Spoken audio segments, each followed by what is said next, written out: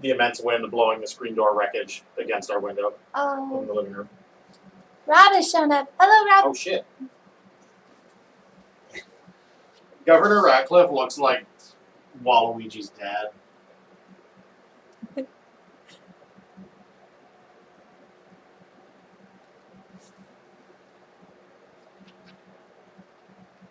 How's it going?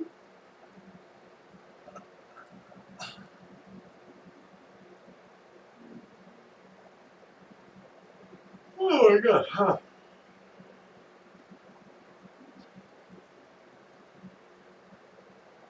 Sorry, you are, just so we're absolutely clear, in case you ever look at this, you are much better than this. Like this illustrator is not you level. Just in case you look at this and you feel very offended. Oh, right. People work today. I'm glad For you. Rob's benefit, I am inventorying my enormous stack of little golden books. Surely we've talked about your collection before. I'm sure they know. Yeah, I think I've spoken like on Twitter and whatnot about wanting to do like a live stream Right. where I just sit in a comfy chair and read you a story, and that's that. Unironic. Oh shit! Ah, fuck! He's got the massive stack of little golden books on our bed right now, and they just tried to take a tumble. Oh my god. There's so many. Holy fuck, I don't remember any of these. Hi. Anyway, dude, I'm just taking requests again if you want to tell me what to draw. Also, you'll be delighted to know that the macOS Catalina sound issues are solved. So technically I can stream again. I didn't find out until about 5 minutes ago. But knowing my luck, some fantastic new problem will arise next week. However, it should coincide with me inking, so we might be able to get some actual Rising Sand work done on stream. Oh, no shit! Check this out. The same book ended up on top of both stacks. Oh, that's fun. So I have 2 copies of Animal Quiz Book. Wow. One copy isn't enough. Oh, yeah. Rob says he remembers he said that he would log in for you reading Little Golden Books. Oh, fuck yeah. Yeah. I was trying to get around the fact that, like I was worried about the legal implications of reading the text of a book and showing the artwork of a book on a stream. But how is that different from a Let's Play? Yeah. Is it different from a Let's Play? Because I'm still completing narrative content before the eyes of viewers. I don't know. I mean, Like, I'm sure it's fine. At this point, video games are certainly more normalized. I think there would be more legal pushback against that. But in practice, I'm doing the same thing. I'm just using a book instead of a video game. Which is arguably shitloads more boring. But that's part of the joke, I think. I don't know. There's a big sticker on the back of this copy of Animal Quiz Book that is a cow, and it appears to be for a supermarket. And it says, "Moor milk, please." Thank you.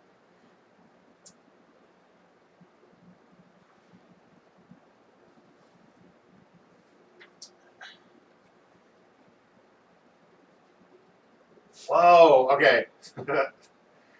Animal Quiz Book. Okay, so the format of the book is it is quiz questions. It gives you facts about an animal, and you have to answer which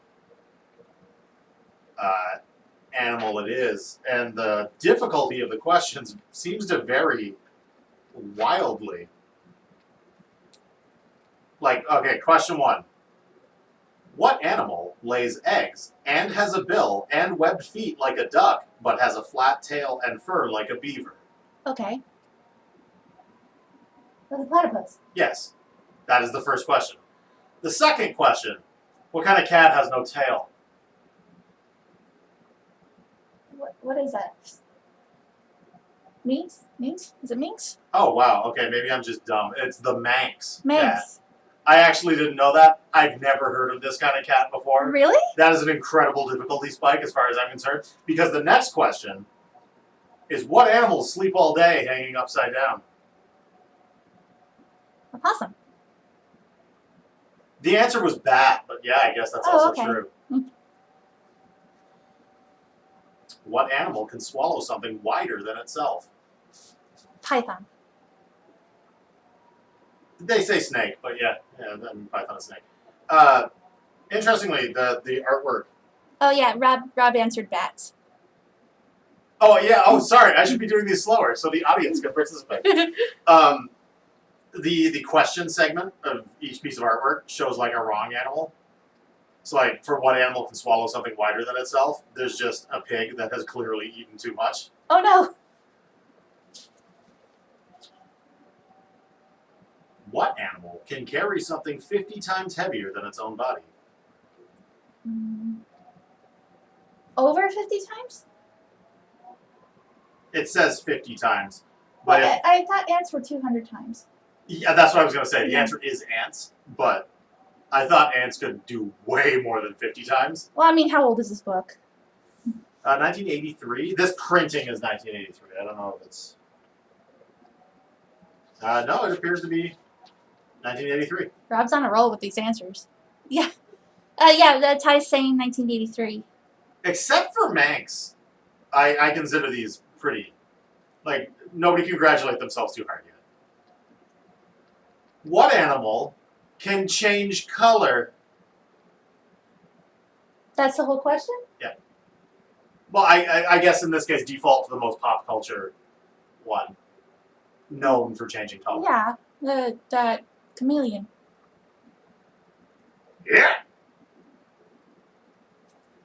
Have you ever seen a chameleon dreaming? Oh, Rob said octopus. Yeah, octopus Yeah. is the other one, yeah. But I mean, like, chameleons, like, they're in idioms. When you're describing something that can quick change, you say chameleon. Like, that is their primary feature. But yeah, have you ever seen chameleons dreaming? Like, I've just seen sitting it. there clinging to a branch, like, flashing various colors. I've I've seen seen- octopuses doing it, too. Yeah, I've seen the octopus doing it. What bird can fly backwards?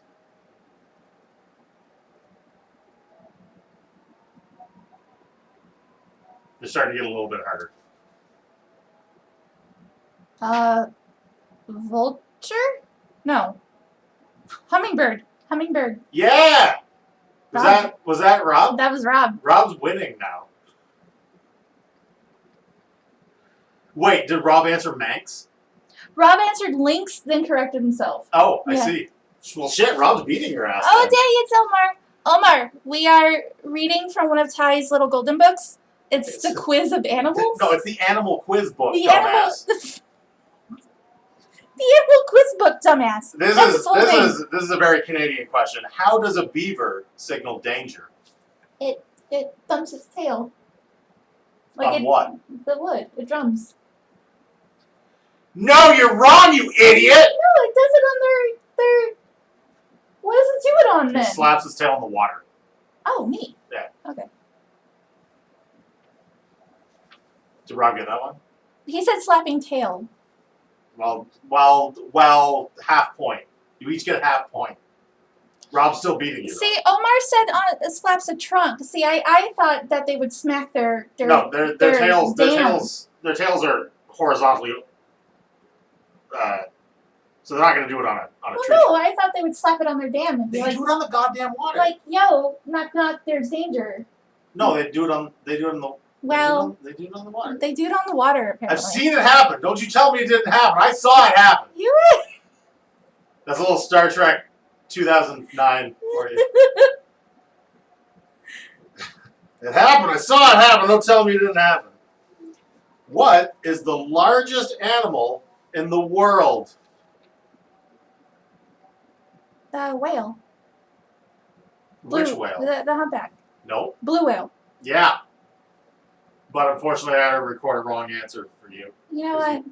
Also, I think Discord popped up. Yeah, it's T. Okay, so Omar and Rob both said blue whale.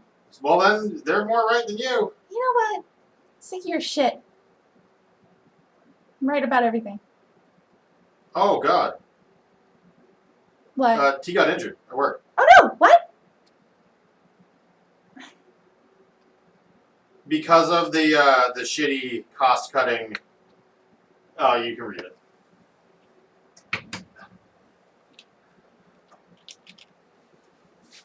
Oh.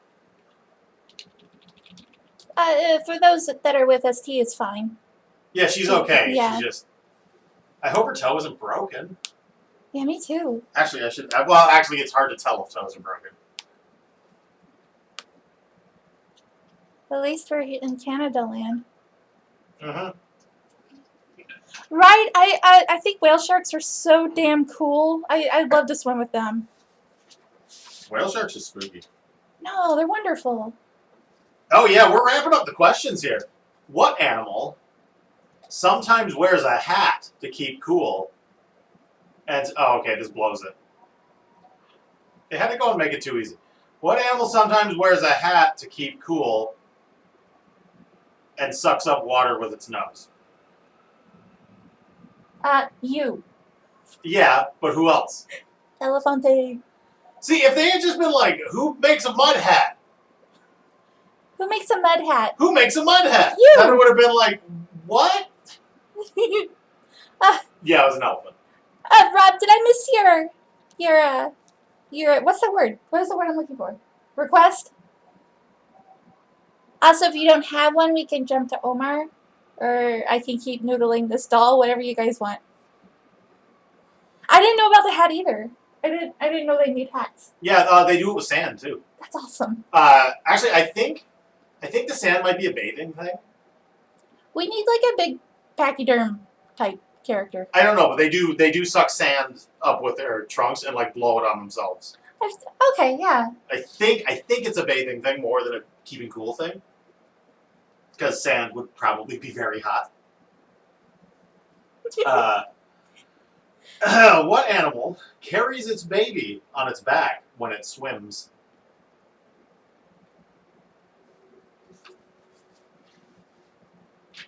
There's so many that carry their babies. Yeah, there's a lot, but again, just default to the one most iconic for doing it. Loxodon cleric with a mud hat. Steve Buscemi with a mud hat. No, I'm not. What? No, Why not? cleric. Oh God. Oh, awesome. Oh, they're elephants. Neat. Oh yeah, there's totally a D&D elephant race. I only learned about it for the first time like 2 days ago. Why haven't? Oh my God! Nobody's asked me to draw one of these. Nobody's brave enough to play an elephant man. Cowards. Okay. I want to see if Rob got this one right. Well, hold on. I need to get reference. Bring me the chat. I'm supposed to be looking through all these goddamn gold You know books. I what? stopped on the first one. Be hush now. Oops. Hold on. Ducks? Oh yeah, right. We no, not ducks. Ducks do it in a row. Remember? They swim in single file. Okay, so see, monkeys do it. Monkeys in general don't swim much. But they do, and they carry their young when they do it. Yeah, but no, more iconic. Oh, Rob said they're from Magic the Gathering. Oh, are they? That's why I've never drawn one. That explains it. Yes. Though you should be able to play an elephant man in D&D. Spiders. Spiders swim. They would carry their young. In general, spiders do not swim. It was a hippopotamus. Oh, you hippos. dumb Okay. fucks. Be nice. That's a very vague question. It was a very vague question, but it was hippos. I would have got it. What large animal builds nests in trees? Hint: it's not a bird. Gorillas. That is absolutely correct. Yes. Thank you. Gorilla. And the picture is 1000% not a gorilla. It's just like it's more of a chimp than a gorilla. Wait, so I am drawing him in a mud hat? Is that what I'm doing? Yeah, fucking whatever. Make Well, him a barb. Hold on. He's supposed to be a cleric. Why wouldn't?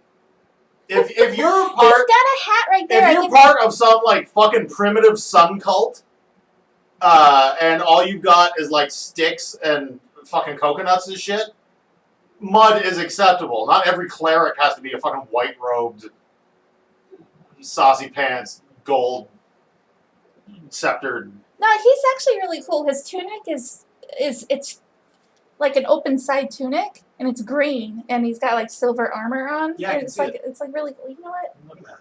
Usually you don't have your glasses on, so I have No, to that's true, describe yeah. things. That must be why my eyes are hurting reading this book. What bird keeps its egg warm by holding it on top of its feet? Penguin. What kind of penguin? Emperor? Yeah, Thank you. the wrong, like the question image of a wrong answer looks like the ostrich monster from Monster Hunter, who like carries the rocks. Oh my god, I want to play Monster Hunter. I need a fucking PC. I know. God damn it. Oh, did they get that? I can see, yeah, I can see, yeah. Rob actually answered Penguin. No points. Penguin? No, this is like NES game difficulty. If you've ever played the NES Jeopardy, No, we're if using you get any spelling mistake, fuck you, wrong answer. we're using save files. Save state. Save states. You We're using, fake nerd. we're using save states. Hi, Sonnet. Oh shit! No, you haven't really missed much. Well, no, that's a lie. You've missed so much. Okay, long story short, Ty's got his massive stack of little golden books out in the bedroom with me right now, and he's reading from one that's titled Animal quiz book. Animal Quiz Book. And he's been reading the questions out loud. This is one of And, the like- longer little golden books I've seen in a while. Omar and Rob are both killing it in answers. And according to Ty, I'm a dumbass. You've all fucked up. What bear is a very good swimmer?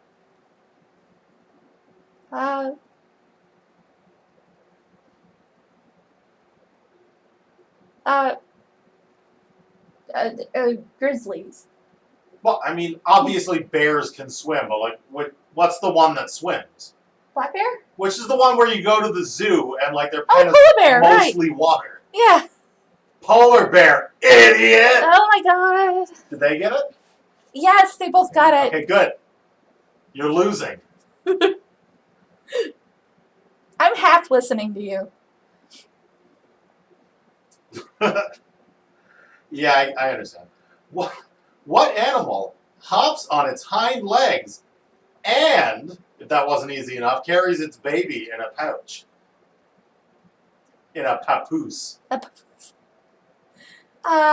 the kangaroo. Yeah. The floodgates are open again after I used the word papoose in a sentence last night. Oh, they all three got it. I hope so. I'm just saying, everybody's participating now. Good. Good.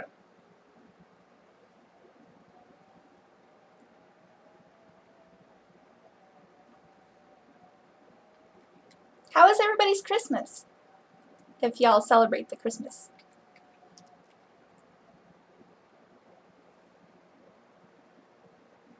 Oh yeah.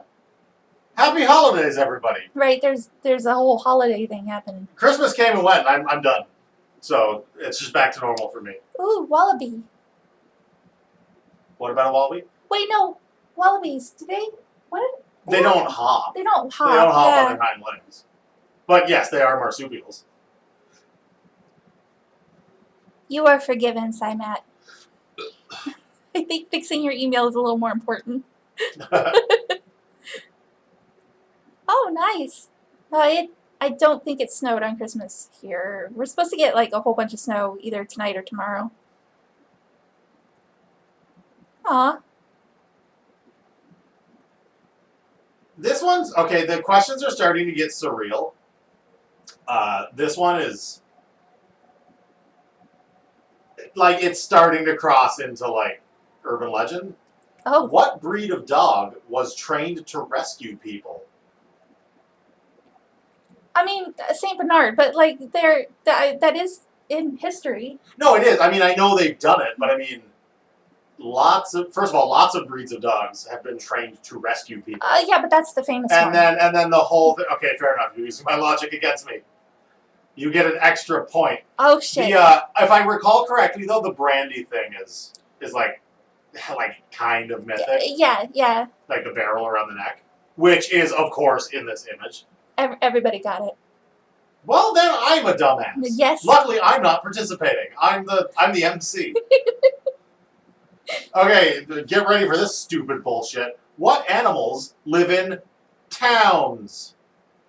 And there's air quotes around towns. Prairie dogs. Holy fuck! Seriously? Yeah. I'm from New Mexico. Well, no, I understand, but like, there's like, first of all, like shitloads of other animals that live in communities like that. Meerkats. Ants. No, they have actual names for their little villages. And towns are prairie dogs. Do you speak prairie dog? Oh, no, they live in like the actual terminology It's is town. Did not know that. So glad that I am not on the scoreboard here. Omar said golden retrievers and German shepherds are used as well to save people from wreckages. German shepherds, fucking especially. They're smart as fuck. They're amazing dogs. Yeah. So are retrievers. Rob said gophers. That's close enough. That's close enough. I'll give him that. What animal can use its tail as an extra hand? Monkey. Which? Spider monkey. Yeah. Oh, okay. I don't know how much delay I have to allow for chat.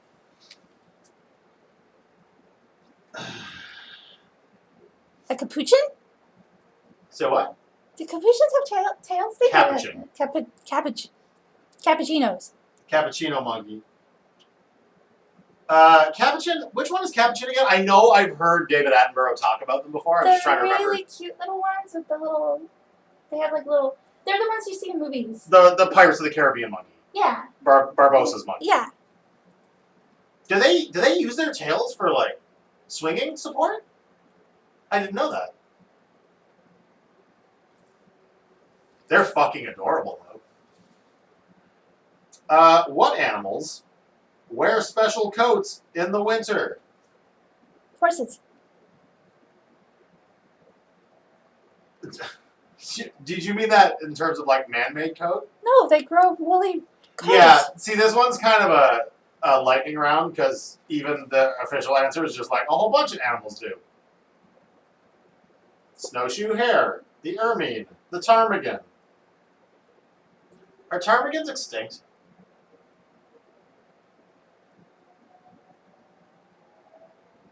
Ptarmigans? Those are the ones with the The snouty. They're the birds Oh, the bird. Oh, I don't know. with the pink. I don't know.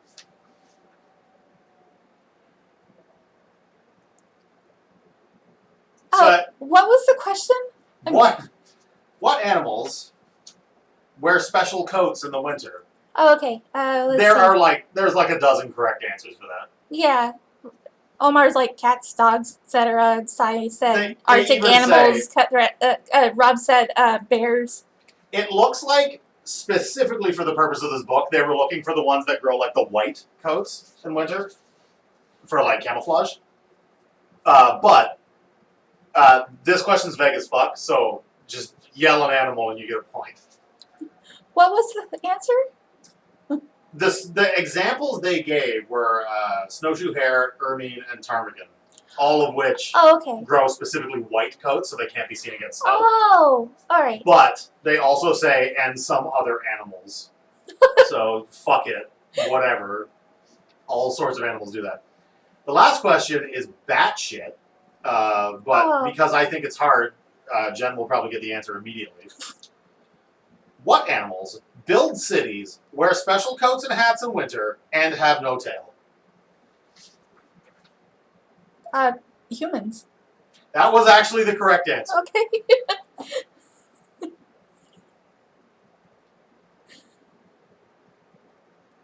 That was good too because they built up like the concept of hats and everything in previous questions to throw you off and make you think that it's a natural solution. Yeah. I will say that the wrong answer, like the image that goes with the question, shows reptile people. So secret Illuminati reptile people confirmed. Like it's lizard people sitting on park benches with like fancy coats and whatnot. And what appears to be a possum playing marbles. Yeah. And that's an animal quiz book. Okay. So I was actually going to write these down. I might have to stream a little bit longer today so I get to everyone. This is a big request. Like, literally. He's an elephant man. This is cool, though. I'm liking this.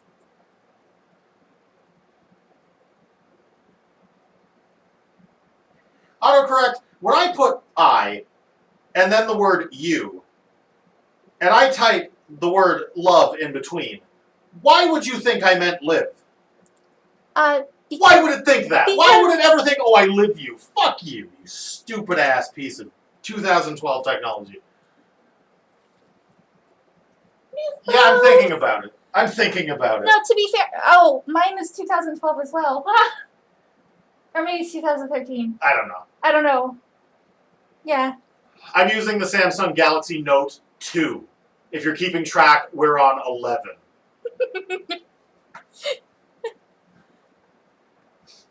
I sing the new phone song at him like once a day. Because his phone's terrible. Every time I complain about my phone, which is every day. Oh wow, these are both the 1983. I'm writing all this shit down, so I know which printings of the books I have as well. And I'm an idiot, so I'm going to do it on Google Keep when I should be doing it on a spreadsheet. Animal quiz book. Wait, okay, so going back to this guy, he's not D&D, but somebody was saying something about rules being added to D&D? Like, are there elephant people?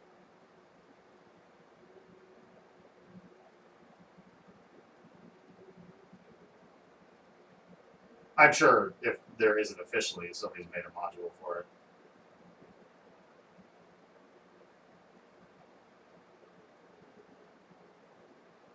Oh, this year they added them. That's cool. Oh, Super hoping somebody will pay me to draw one because this is fun. he's looking super badass too. If I did do something with these golden books, I finally have a use for the phrase "digest the golden." Finally. That sounds so dirty. Yeah, but I mean, like the word "digest," like it could be. I could just do a golden books review blog. That is brilliant. Yeah. Next, Arthur's Good Manners, and there's a baby crocodile in a t-shirt eating spaghetti. And he's making a mess, but he's clearly employing good manners. He's doing his best. If you've ever I mean, wanted to see a crocodile eating spaghetti, who doesn't? Well, I'm showing you now. I'm sorry, I pulled it away. Isn't he adorable? He's really cute. His name is Arthur. Oh, Arthur's No, adorable. his name is Arthur, so he must be an alligator. There's no way they wouldn't alliterate that. We're gonna find out. Oh yeah, I forgot. Arthur's Good Manners, previously titled Spaghetti Manners. That's in the book. That's fucking canon. Arthur's Good Manners, previously titled Spaghetti Manners. And Spaghetti Manners is a way better name for the book, so I don't know why they did I'm that. sad that was changed. Okay, Arthur's Good Manners, previously titled Spaghetti Manners, 1987. Omar, my hand's doing pretty okay. It's a little stiff, but there's no pain anymore. So I'm trying to take it easy. But I'm back to work on RS. Pages starring the new character are turning out so good. I can't wait for you guys to see them. And my plan is to knock out some kind of a schedule so I can get back to like hardcore work on the commissions that I have. Because y'all deserve better.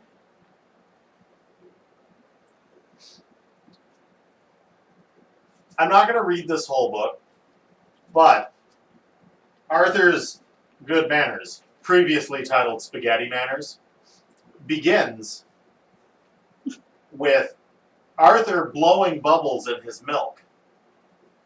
And if only 90s kids will remember that moms don't like that. And so Mom, alligator, says, Arthur, please stop blowing bubbles in your milk. It tastes better when it's bubbly, Arthur said, but he stopped blowing the bubbles. Now, if that isn't some 90s kid shit, I don't know what is. Because I would blow bubbles in my mouth all the time, and the adults would be like, fucking stop it. And I'd be like, yeah. And I would begrudgingly stop blowing bubbles in my milk. Yeah. Yeah.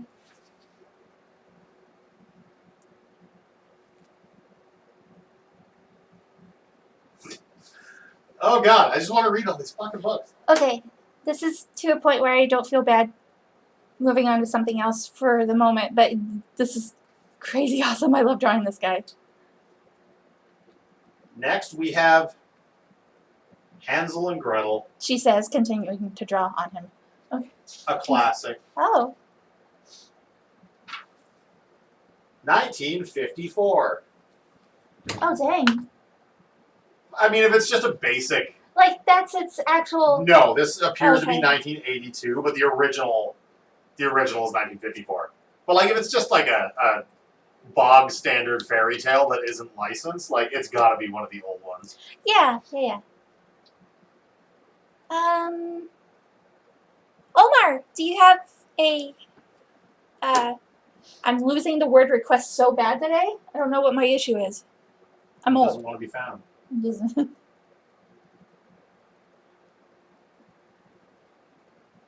welcome, Rob. Go do work stuff. Thanks for stopping by, man. He's still here. He's just having to rush away for a minute. Well, then, stay. Omar says the urged version of the reptilian center of the planet people. Okay. Sorry. The reptile people from the quiz book. Oh, yes. Yeah. You want to see that illustration? Yeah. Turns out, upon closer inspection, they are not all lizard people. But there's some weird shit going on. Always some weird shit going on. Like, they're like Susian. Oh. Like, he's wearing, like, a Sergeant Pepper hat. And they're like, who the fuck is that? He's got, like, a lion head, but he's got, like, webbed feet? So, I mean... So, some Because chimera shit going on. Yeah. Okay, but we'll go reptile person. I love his snowshoes. I love that book. Okay. Oh my god! Okay, next. Star Wars, A New Hope. Little Golden Book edition. The more modern ones kind of bore me a bit. Because this one was clearly, like, the illustrations are clearly digital. So, like, this must be, 2015. Though I would like to see how they squish the story into Little Golden Book. Ding dong. Holy shit! The first 2 pages are like it's essentially like a scaled down version of like The Crawl. Oh, fun! It's That's like kinda cool. Princess Leia races across the galaxy to deliver the plans of the beep beep beep. You know what? No, I'm gonna go with.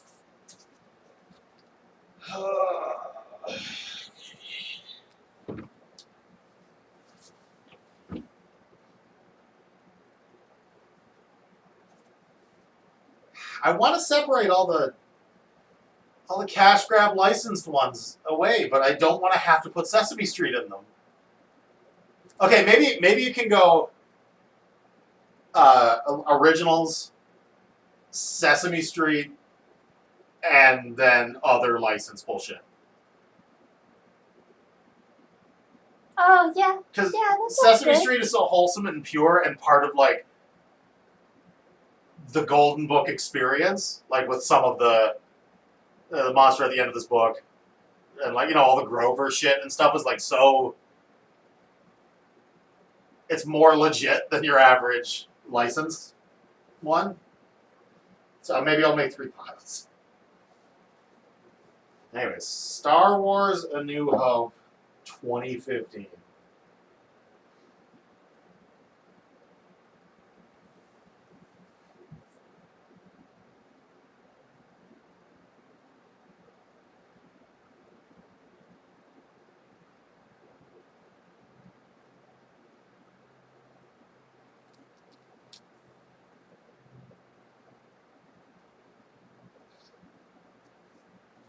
The Pokey Little Puppy.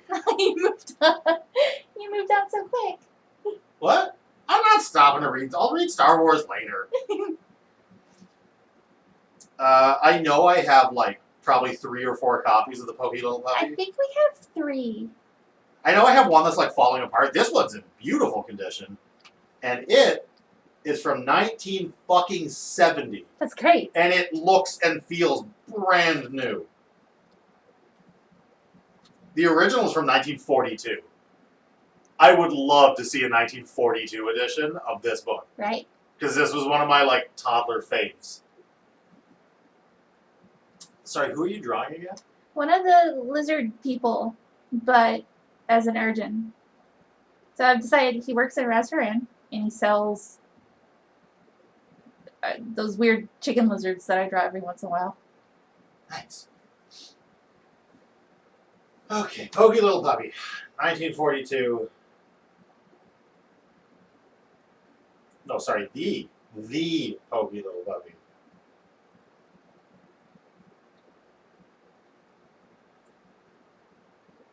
Uh, 1942, 1970.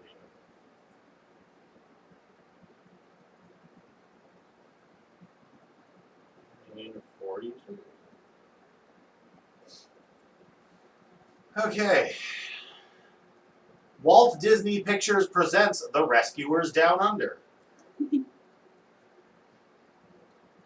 I thought McCreed's truck was the coolest fucking thing ever. I still think McCreed's It's truck still is the pretty coolest cool. fucking thing ever. It's weird because McCreed's truck, it's McCreed, right? McLeach. Oh, McLeach, right. Yeah. I'm thinking of Overwatch. Is he the cowboy? Yeah. Okay.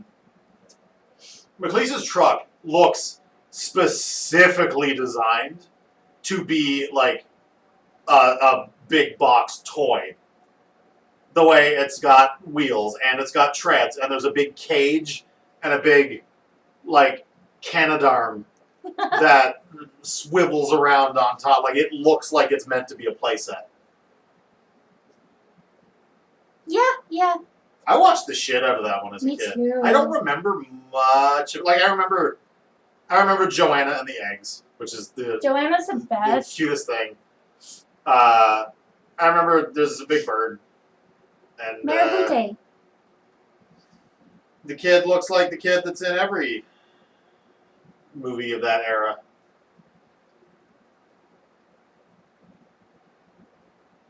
Yeah. Cody. Down Under. What? Cody.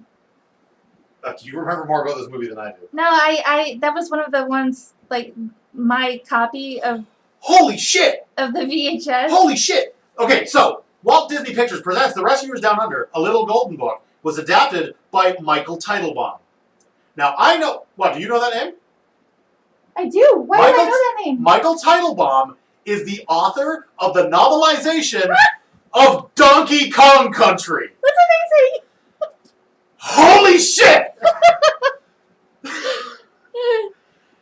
This Golden Book was authored by the author of the novelization of Donkey Kong Country. I've seen that name elsewhere, so I'm like. I'm sure he's one of those fucking serial adapters who just takes cartoons and adapts them for children. Simon, you're not kidding. I was saying before we had the Michael Teitelbaum revelation, that The Rescuers Down Under was one of those copies of movies that I wore out. Like, I rewatched and rewound and paused and fast forwarded and rewound and paused so many times that I broke the tape. Because I wanted to draw specific frames from the movie. And that the opening sequence of going through the field and, like, past the big rock and everything is really cool. For your future reference, if you can ever find the novelization of Donkey Kong Country, please buy it. Holy fuck, please buy me that book. Okay. Also, there is a novelization, also by Michael Teitelbaum, of Donkey Kong Country 2 Diddy's Conquest. And I want them so fucking bad. What is happening here? They are on Amazon. I have found a couple of used ones on Amazon, but they expensive. Yeah, They are not cheap. seem to remember we've talked about this. But, oh my god, I want those fucking... There's a goddamn novelization of Donkey Kong Country.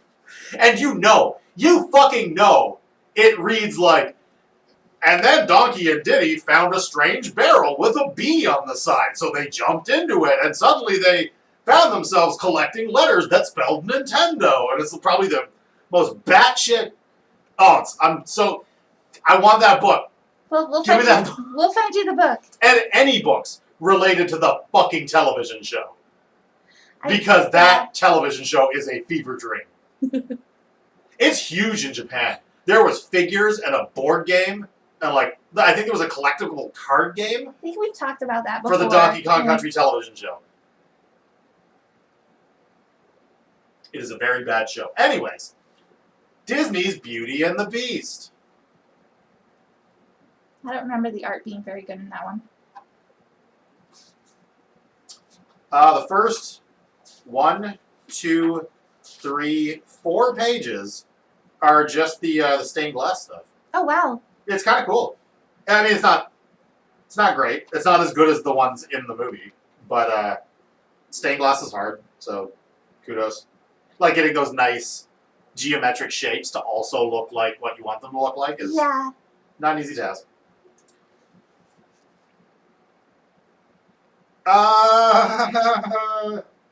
Better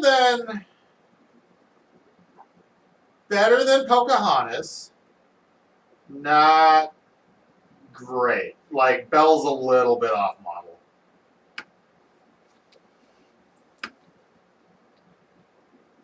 Not bad. Like, it's what I would expect. It's not like Knock 'em Dead, why is the art this good, as 12 Dancing Princesses. If you'll remember that. Yeah. That was some good shit, and that's somewhere in this file. This is the nicest I've ever seen Human Beast look. Looks way better than in the movie. I liked him in the movie. I don't understand everybody's hate. No, he looks like a dumpy piece of crap in the movie. What? No, he doesn't. Dumpy piece of crap in the movie. He just looks like a different kind of Disney prince. I like that about him. Disney's Beauty and the Beast, 1991. Oh, good, Timat. Yay. The site fixed his email. The site? Cymat fixed his email. Oh, sorry. I thought you said the site fixed his. I knew you were talking about Cymat. My hearing, I tell you. I'm also sitting next to a fan. Yeah. Cartoon Network, Scooby-Doo, The Haunted Carnival. I'm sure I don't give a shit about this. But who did the art though? Like, is it? Art by, oh wow, somebody did work for hire because they didn't get the authorship credit. Illustrated by Vaccaro Associates Incorporated. Oh no! And Eric Binder. So whoever did the fucking art, or whoever did some of the art, because there's 2 credits, their art belongs to the studio. They do not get authorship. Ah. But if all you're doing is like drawing extremely on-model Scooby-Doo characters, do you really give a shit? Like, is it? It's Cartoon Network though, so like it's new era. Oh Yeah, yeah, right? 1999. Okay. It's not bad. It looks like Scooby-Doo.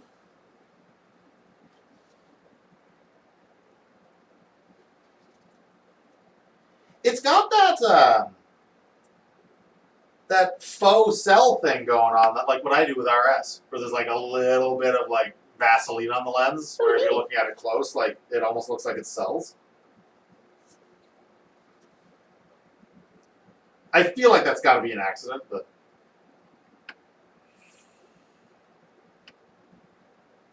okay.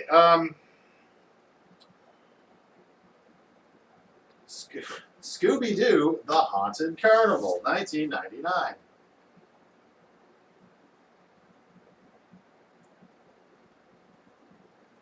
This is the most thrilling way to end the decade with Rising Sun. Me yelling about early childhood entertainment. I was having fun with that quiz book. Well, if there's another one, I'll stop. Like, if there's another one that like is in any way interactive, I'll read it. Oh, that one is licensed. Gotta make sure that I will go back and put these in a spreadsheet so that, like, next time we're in a thrift store, it's easier to tell what's going on. Wasn't he one of the tavern creators? Who? Omar is asking. Wasn't who one of the tavern creators? I don't know.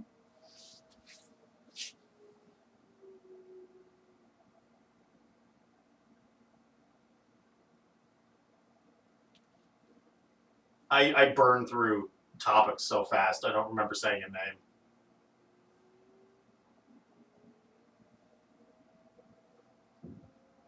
The Night Before Christmas.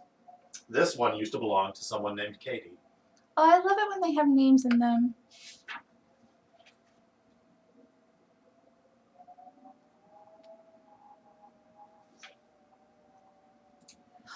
Oh.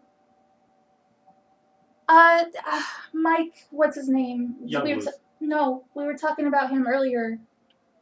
The guy with the racist cartoons. Oh, Mike Matei. He was not one of the creators of the tavern, No, right? certainly not. Yeah. He was just like many of us, a bum who showed up to show off his art. He was extremely resistant to criticism. And when I say that, I mean he did not accept criticism. And his art, I'm sure you've seen Angry Video Game Nerd title cards before. His art has always looked like that. That's just his art. And I'm not going to say it's bad, but that's his art. And, yeah, I looked for the racist comics, as I'm sure you probably did too, and I was truly expecting something a little more subtle than that, and it is outrageous. We don't talk about Andrew Dickman. Yeah, and Andrew Dickman, the less said about him, the better. He was a total piece of shit on the tavern. He was not a good guy there. And I took great delight in, because he was, as somebody who had a modicum of notoriety even back then, he felt entitled to a certain amount of, like, I run this place. And the thing about the tavern was, even though I wasn't a creator, I ran that place.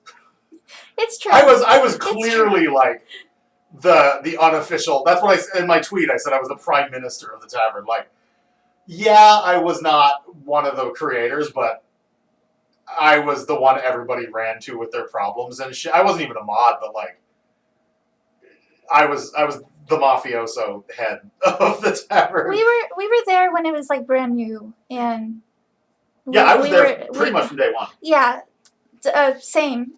Yeah. I left before the tavern died because of drama with DeviantArt and members of the tavern. I was there right until the volcano went off.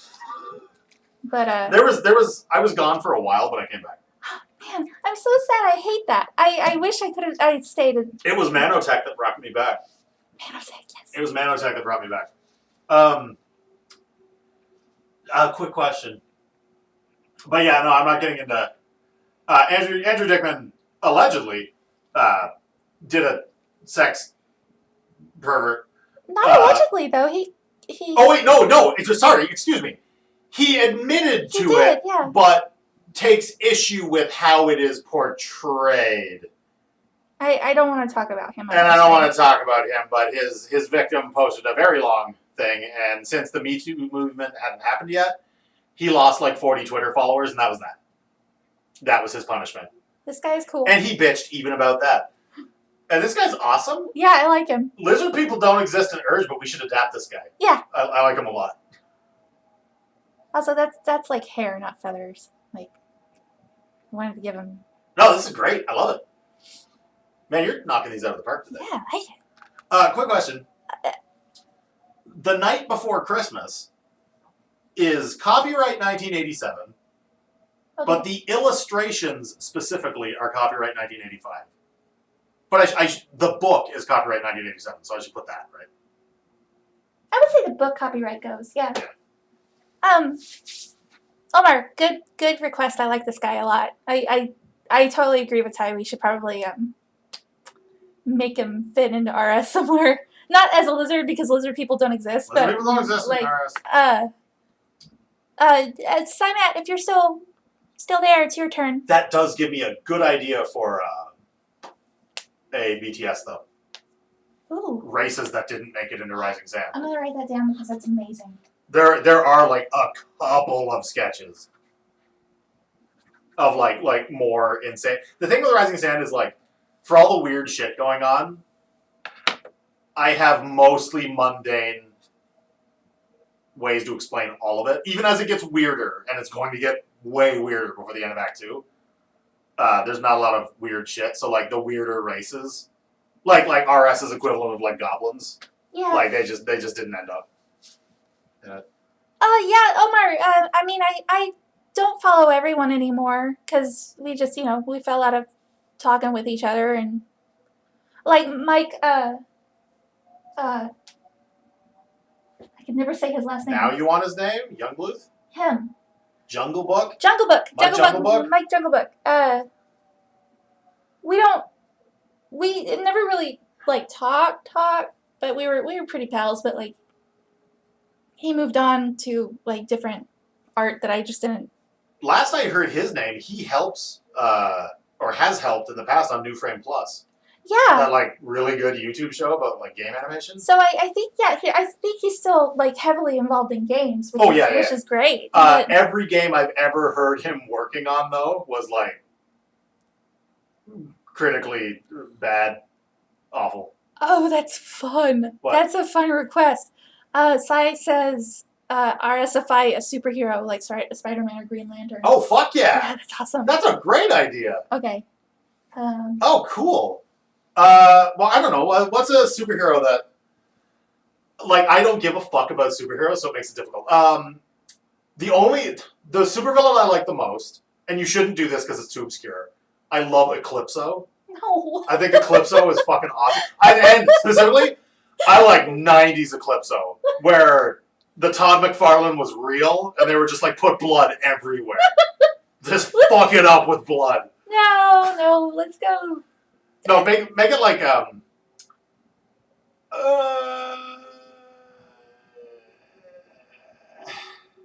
Dr. Doom. Okay, Doctor Doom would be fucking sweet. That'd be pretty cool. Okay. Doctor Doom would be Alright. pretty awesome. Alright. Can't do Wolverine because that's just Sorrel.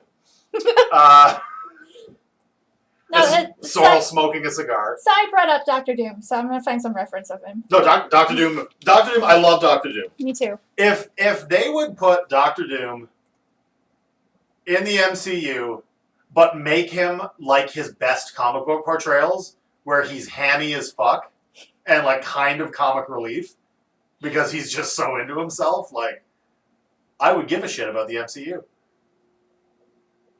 I've drawn a couple of Dooms. But like he's one of those characters that used to scare me. Like I wanted to nail it so hard because of my respect for this character, and I never drew him up enough. There's a Kirby Doom. I like his proportions. The only superhero action figure I own is Doctor Doom. The singular big two toy that I have is Doctor Doom. I don't like Jim Lee's Doom very much. It's because his art's. I know, I like his art. No. I think he's alright. I just like his mask is a little too alive looking. Christmas Story. The Christmas Story. The Christmas Story. Got a little Jesus that looks like a ghost in the manger. A portent of what he would ultimately become. A ghost that watches you jerk off. Christmas 1990. To Lee Ann Miller, Love Mary Ann. Copyright 1952. Copyright renewed 1980. Oh, Eloise Wilkin. She did the illustrations on the Hansel and Gretel from several books ago. Oh, fun. We're learning much about. I am not going fast at all. I've done what, like 9? We have like dozens and dozens left to go. Fuck. Okay. The Christmas Story. That's 1980. But originally 1952.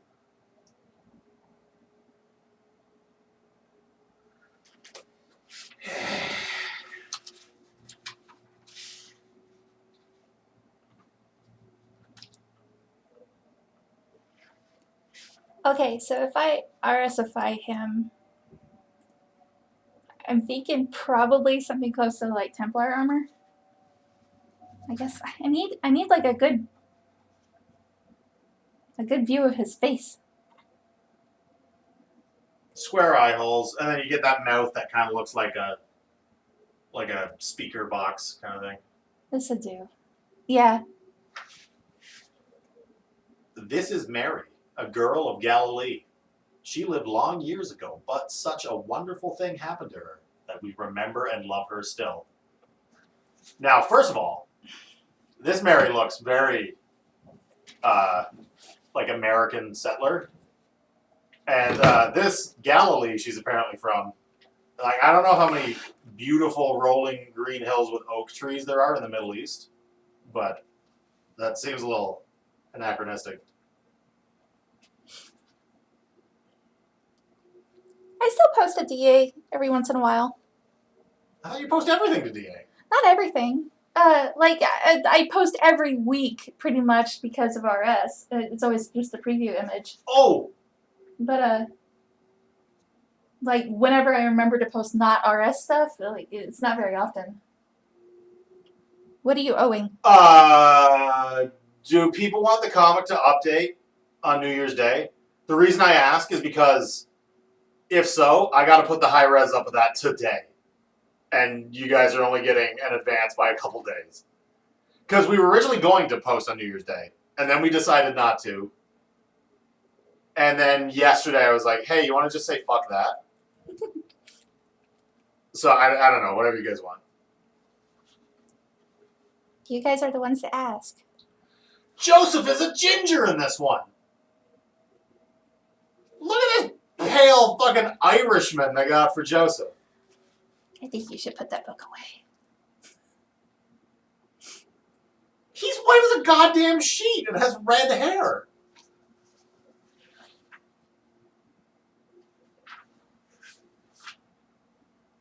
Oh, and suddenly they're in the Middle East. Like they go to Bethlehem, and Bethlehem is like completely different architecture.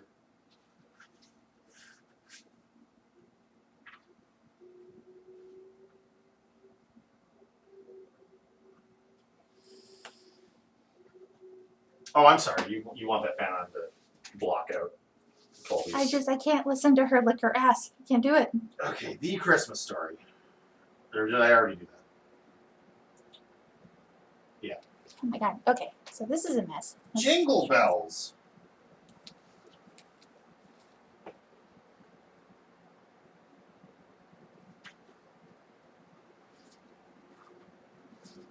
Oh, this is like an original story. I figured it would just be the lyrics to Jingle Bells with like pictures. But it's about a bear that appears to have the same modus operandi of Robbie Rotten.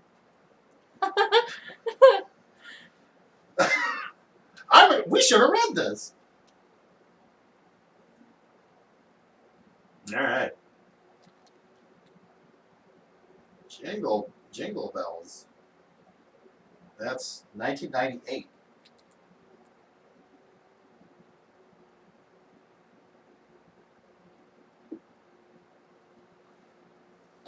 Oh shit! I've been putting the non-licensed in the licensed file. I'm a dumbass. Walt Disney's Mickey Mouse heads for the sky. Who gives a shit?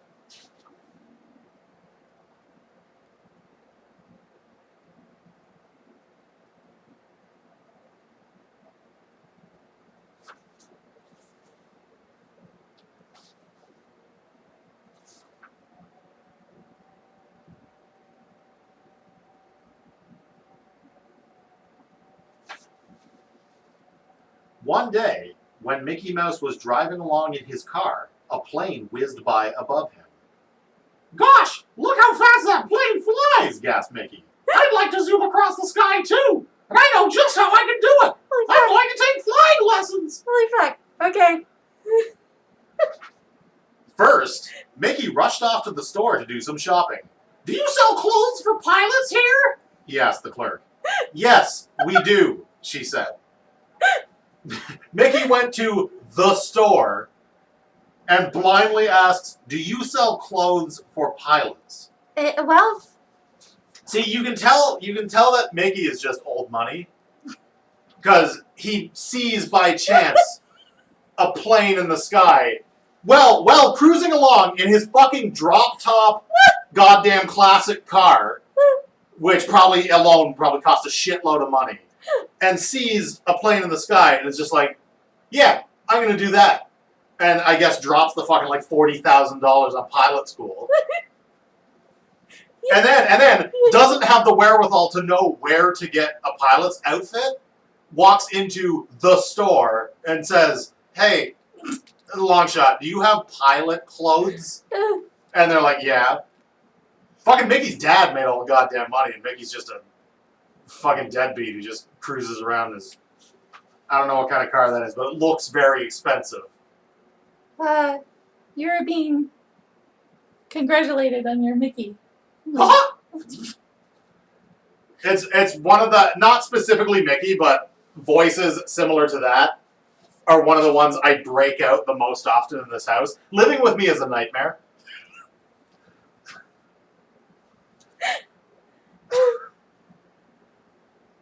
So don't ever do it. Mickey Mouse heads for the sky. 1987? 1987. That's also not how you spell Mickey. Get your shit together. Not Mikey. Jesus Christ. It corrected the correct spelling of Mickey to Mikey. Oh. Mickey's a real name. Like, why did it autocorrect it? Omar says he wouldn't congratulate. It's more creepy as fuck. Haha! I'm gonna go to pilot school! Oh, here's the 2 copies of Snow White. So for Christmas, the girls procured a selection of golden books, and there's 2 copies of Snow White and the Seven Dwarfs, and it's really interesting because in one of them, they've repainted Snow White on the cover but left the dwarves because the Snow White on the original cover was pretty janky. So they're like, we need to hot her up. So they just made a hotter Snow White and just painted her right over the previous one. I am actually very fascinated by that, and I'm excited to like read both versions of this to see where else they were like, make her tits bigger. She's not hot enough. I don't think they touched her tits. I'm pretty sure it's just her head. Maybe. My God. Was this Cinderella the one that was like total dog shit? I don't remember. No, it's Peter Pan. Remember the cover on Peter Pan where like right, it's it a looks like a mess. fucking like high school art class painting? It looks like Oh, we'll get to it. it got the same treatment as the Ferngully movie poster. Yeah. Oh, I almost want that movie poster. Wait, okay, to be fair, I don't even think it's the poster. I'm pretty sure it's just the VHS. Right, yeah. Yeah. The poster's actually probably better. Cinderella, 1986. 1986, that shit is licensed. Okay, so Snow White and the Seven Dwarfs. Janky. Oh my god! The one inside the front cover is even jankier. Yeah, they redrew the fuck out of her here. The original one's 1984, and the new one doesn't even have a 1984 copyright. It just says 1999-2003. Oh my god.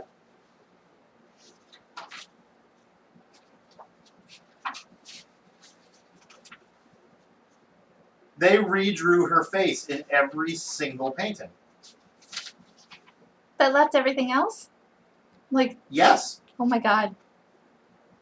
There's a couple formatting changes. Oh, no, they left one so far. The one where the part where she's being confronted by the woodsman who's like, I can't kill you, you must run away. They actually left it. They color corrected it though, so she's like, I guess paler. They left the one where she's running through the woods. And like everything's spooky. Oh wow. Oh, this is so weird. I don't even know. They replaced most of them, but the ones that they didn't replace still look really ugly. So it's like, I wonder what the criteria was for repainting some of the faces.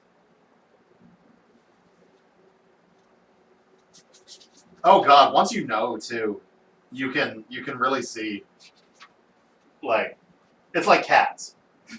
You can see the line where the face has been photoshopped on. Oh.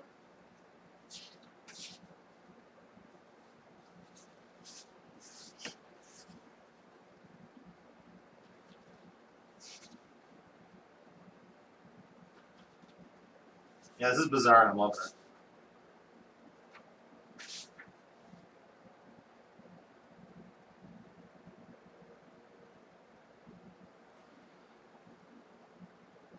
And then for some reason they didn't update the final face where all the dwarves are celebrating and she's with the prince and stuff. They didn't update that one, despite the fact that there's a tangent between her hand and her neck that makes her neck look wider than her head. Oh. They left that. And you were absolutely right. They did not futz with the size of her tits. I'm just saying. Okay, so Snow White and the Seven Dwarfs, what was that, 1984? 1984. It looks like he's smiling. Oh, stop it. Ugh. Now, here's another question. Do I count different printings like this as duplicates? Like I get that counting different printings year-wise that otherwise have the same contents. Those are clearly duplicates, but like this, the art is different. The art is like half different. It's the same art, but it's been doctored. I think you should just put it in. Wait, what are you doing with the duplicates? Well, in terms of like if I'm gonna make a spreadsheet and I have 3 copies of the Pokey Little Puppy, but the art is identical, I'm gonna probably put 1 entry for Pokey Little Puppy and just have a column for how many? 3. But like this is and of course the same text with completely different art, those count as different. But this is like the same text, and the art is like they doctored her face in half the images, and it's notable and interesting. Are those separate books? I would count it as a separate book. In this case, I would count it as a separate book.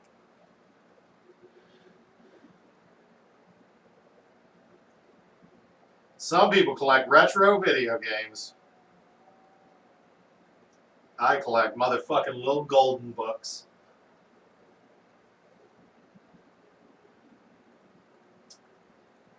And those are both licensed. Disney's The Lion King. 1994. Not even going to look at that. Oh, shit.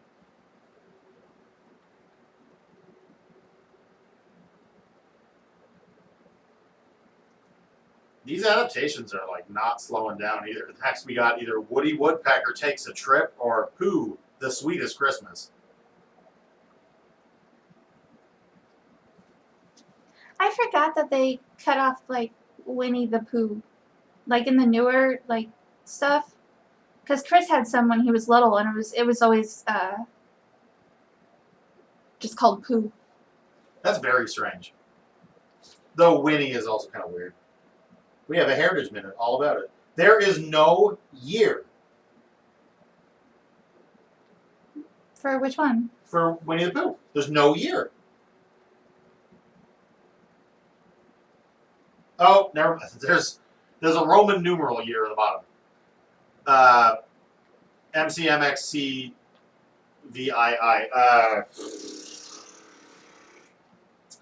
1997.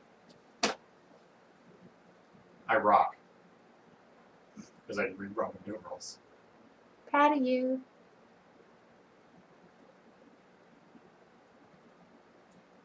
Oh shit, I have 2 Woody Woodpecker Takes a Trip. Oh dang. They're both staring me in the face. This one belongs to Peter. Jesus Christ, 5th printing, 1973. This was a popular little golden book.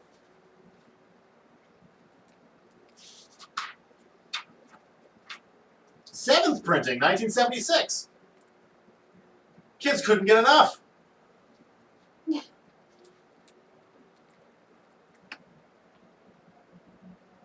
Jesus Christ. All right.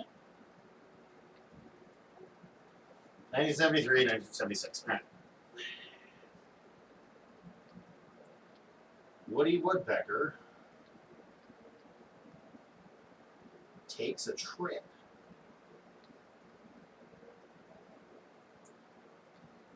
That's 1973, 1961.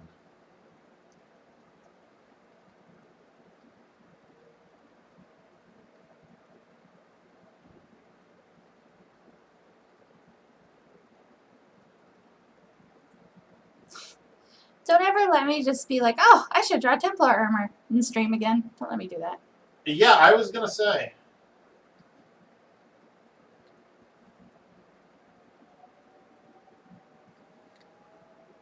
It's looking good, though. I'm a little embarrassed. It's stiff. But, I mean, so is Dr. Doom. So is Dr. Doom. He's a very stoic man. Oh my god. Kill me. Cowboy Mickey! Excuse me. Walt Disney's Cowboy Mickey! This little golden book belongs to Katie, and she wrote her name twice. She wanted people to know. Oh no, you know what? This looks like it's mom's handwriting, Oh. and this looks like it's Katie's, because this one is like perfectly neat, and this one is like That's adorable. shaky. Oh. 1990, the Walt Disney Company.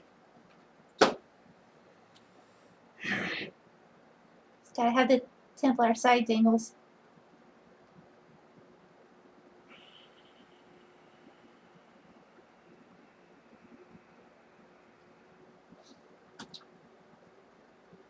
The Boy and the Tigers. This looks recent, but the art looks really cool. 2004.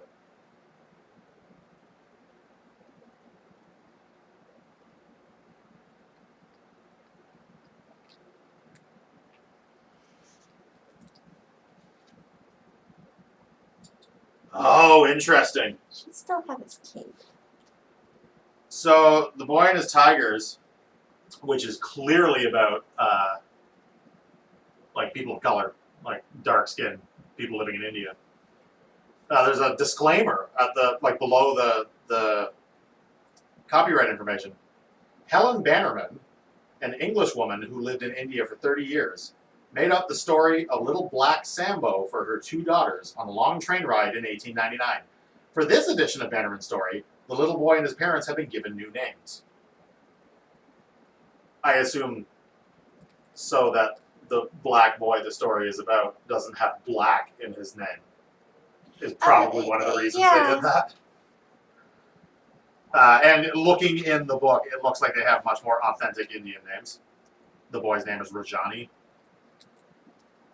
I like which sounds better than Yeah. Black Sambo. No, yeah. No, I mean, it's good that they didn't just, pretend it didn't exist Yeah, that's cool. from It's the like, racist time, and they kind of addressed that. you know but, what's funny is that remember when Warner Brothers started putting those disclaimers on their old cartoons, Uh-huh. and we're like, "Look, we used to be racist, and we're sorry," and everybody was like, "Fuck, that's awesome. Thank you for doing that." Disney recently did that, and everybody was pissed, and they were like, you can't get out of it that easily, Disney." And it's like, well, what? They're telling you that, yeah, we're sorry. This was the time that these were made in, and we can't try to erase our history like that. I wonder what the Otherwise, we're an difference evil corporation. was. I honestly think we're all just sick of capitalism and just want it to die. Yeah. And when the WB did it, we were a little more tolerant to, okay, brand, thank you. Oh, shit. The Boy and the Tigers. What was that, 2004? Yeah. Adapted from a story from 1899.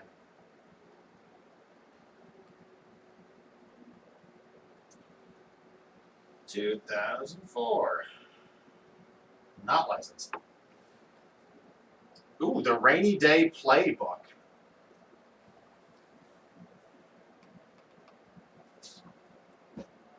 $1981.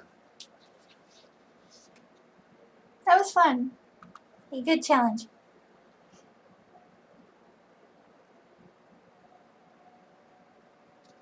Rob, I guess we're circling back to you.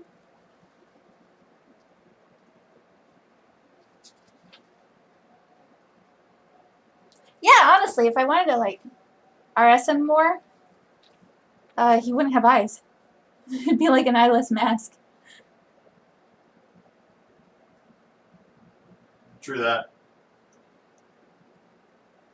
1981. Whoa, it's a text copyright 1981?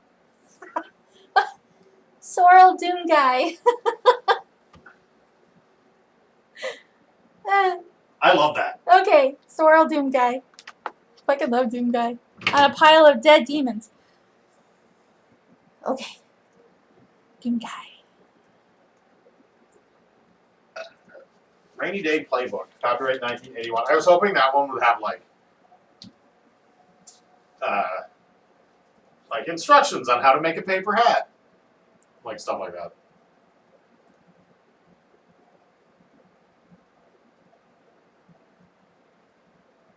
But it's more like you're watching the adventures of these fictional children come up with ideas of things to do. Like it's more of a narrative. It's like I don't care. I don't care about the well-being of these kids. Oh, geez. My first counting book.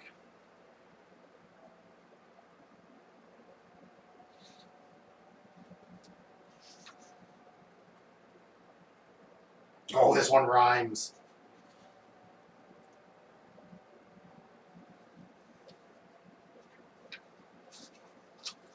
It's teaching you numbers. It rhymes.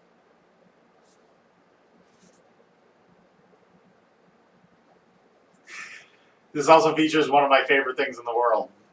Poorly drawn horses.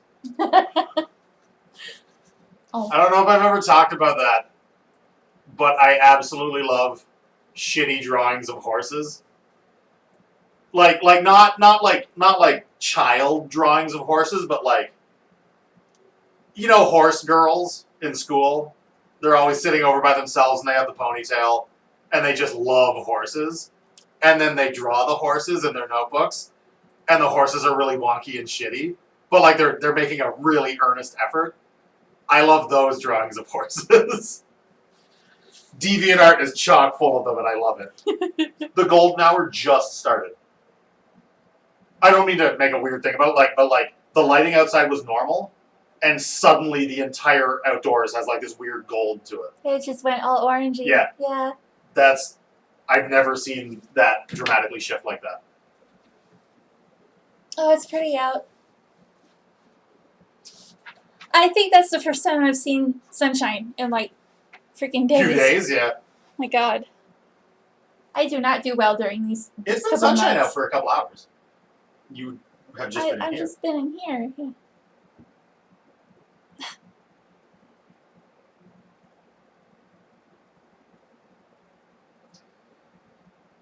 Oh, you're talking like classic cover pose. All right. Oh yeah, I was gonna say just rip off the cover art. Doom. I was gonna do that a few years ago, but so many like refreshes of the cover art have been done at this point. Yeah. That, meh. I still kind of want to because it is just one of my favorite pieces of art. I love the original Doom cover. I have a very, very high res of the original Doom cover that like I almost want to go get printed. Oh, that'd be nice. 1984. So we've established that 2016 looks like crap on Switch, right? It's very blurry and it's a wonderful technical achievement, but because I have it on Steam and whenever I get a PC again, we can just play it on that. Like, and Okay. Jack and the Beanstalk, followed by Jack and the Beanstalk. A lot of these are like put together, even though I didn't mean to do that. Oh. Oh shit! These are different too. Like they are written and illustrated by different people. So they are two completely different adaptations. Oh, Jack and the Beanstalk.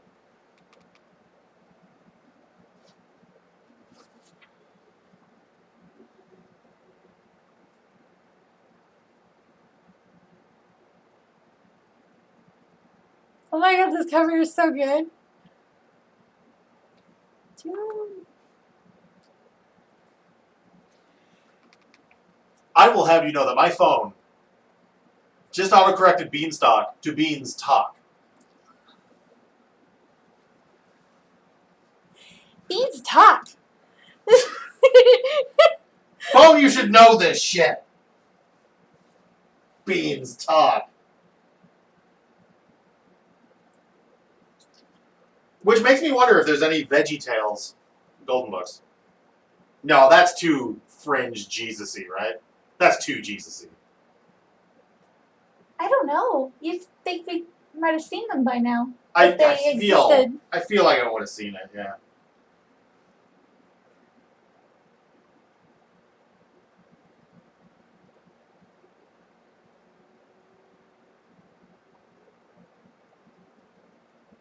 Uh, 1992. Delicious.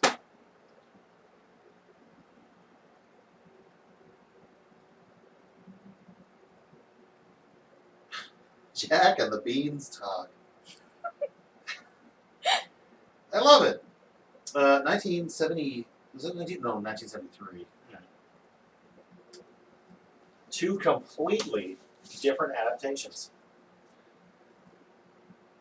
Golden Books presents Butterfly Kisses based on the #1 hit song. Yeah. Who? Whose song? I don't remember who sang it, but it was one of those songs that was always on the radio. Also, look how off this printing is.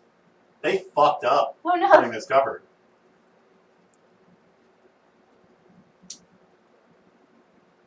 Inspired by the song written by Bob Carlyle and Randy Thomas. Ah. I don't know who those are.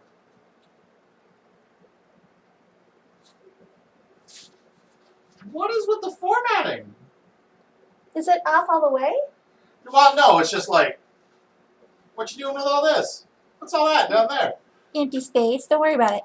They're like, we need to fill 16 pages no matter what.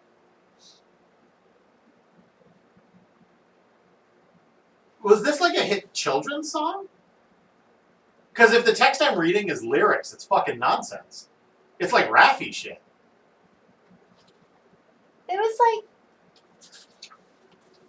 well, I mean, it's based on the song, right? So it's like probably.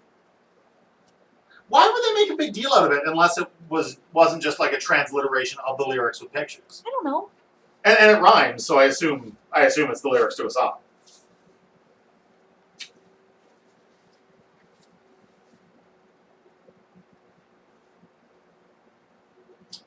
I'm gonna have to YouTube Butterfly Kisses. Can't read this one on stream or I'll be hit with a copyright strike. I think this was 1997. 1997. Butterfly Kisses. You know, butterflies can't really, they don't have lips, but they have tongues, so they can only make out. Butterflies can only make out. Butterfly licks. They have to go immediately to, what is making out? Is that second base? No, I think it was first base. Making out is first base? What's second base? I don't know. I don't know the base system. I just fuck. Why? You haven't phone Google the bases.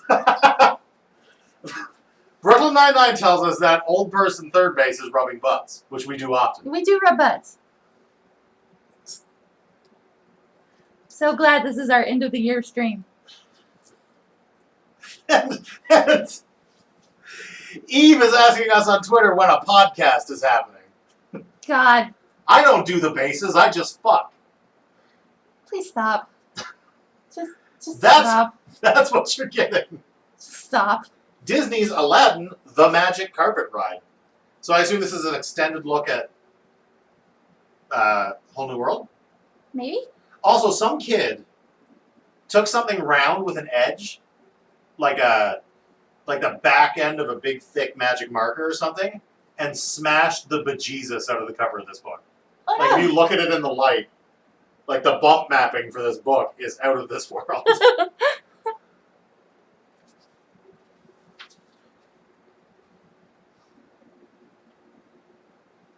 Long ago across the sea, there lived a poor but worthy youth. Aladdin was his name. Oh, they're skipping right to the genie. They're just like, fuck that.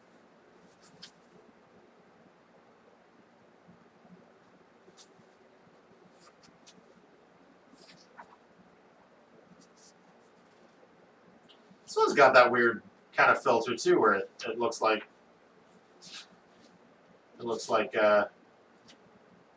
cells. Like it's got that like soft focus. Okay, so this book is called Disney's Aladdin, The Magic Carpet Ride. And the titular Magic Carpet Ride is 2 out of the final 3 pages of the book. It's they're setting up lore for the Magic Carpet Ride for the entire book.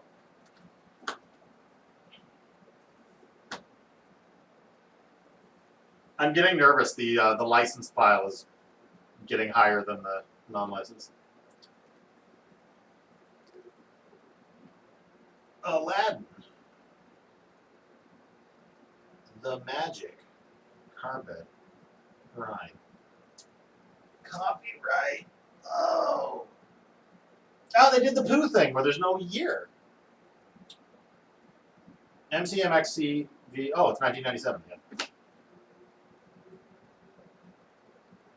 1997 is the year Disney doesn't want you to know about.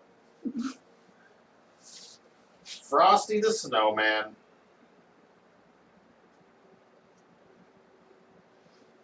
Holy shit. Somebody took a bite out of this book. Well, there's like a weird hole in the cover page. That's weird. Oh, no, you know what? It looks... There's tape. It looks like somebody ripped the title page off and then put it back on. Oh.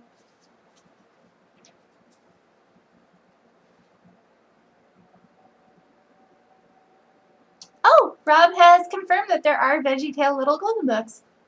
I am so excited. I am so excited to hear about vegetables who can themselves not go to heaven. Tell me about how I can go to heaven someday. I don't know if you guys saw that tweet floating around about how it is confirmed canon by the creators that VeggieTales cannot enter the kingdom of God. And therefore, they're simply trying to educate the children so that the children can enter the kingdom of God. Which is weirdly haunting. That's very strange. Frosty the Snowman also has a disclaimer. Frosty the Snowman, two separate words, each capitalized for some reason. Frosty the Snowman was born in 1950 as the subject of a record album. Are those not synonyms?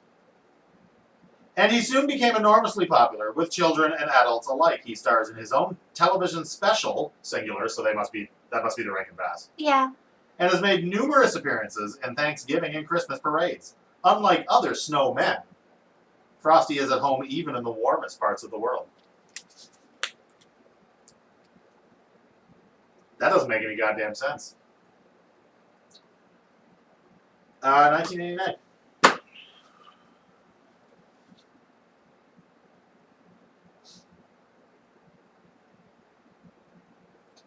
Oh God, it is 2 words on the cover of the book. Why? If I'm gonna do a stream, if I'm gonna do a show with these books, we gotta goth it up more. What? Like I gotta be drinking from a chalice of skulls. because I mean, look at me. Okay. Like, look at what I look like. For me to be a person reading a story for children is already a strange juxtaposition because I do look kind of scary. Yeah. And so, like, if I can't pretend that's not a thing, like, I can't look like I'm that unaware of what I look like, juxtaposed next to what I'm spending this time on. So, like, I almost need to cartoonify it just a little bit more so that it's disarming and people are like, oh, okay, he gets it. He understands what this is.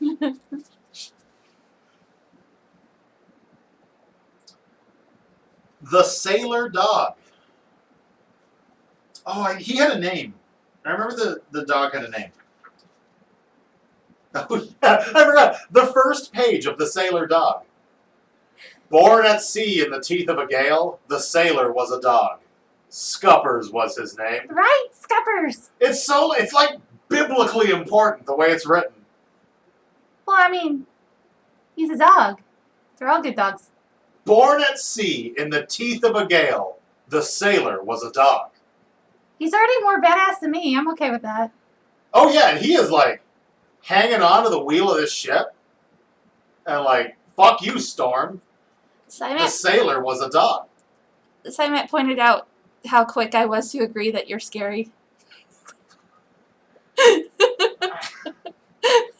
I don't know how much everybody here has seen me, but I don't look like the kind of man who would delight in books for toddlers.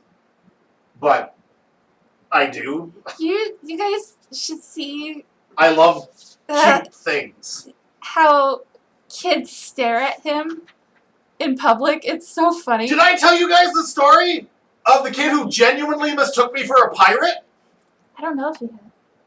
I was walking down Wellesley Street here in Toronto one day, and I was alone at the time, which makes me a very unreliable narrator, but I swear this is a real thing that fucking happened to me, and it blew my mind, and it was the most wonderful thing that has ever happened, and goddamn, I wanted to just steal that kid.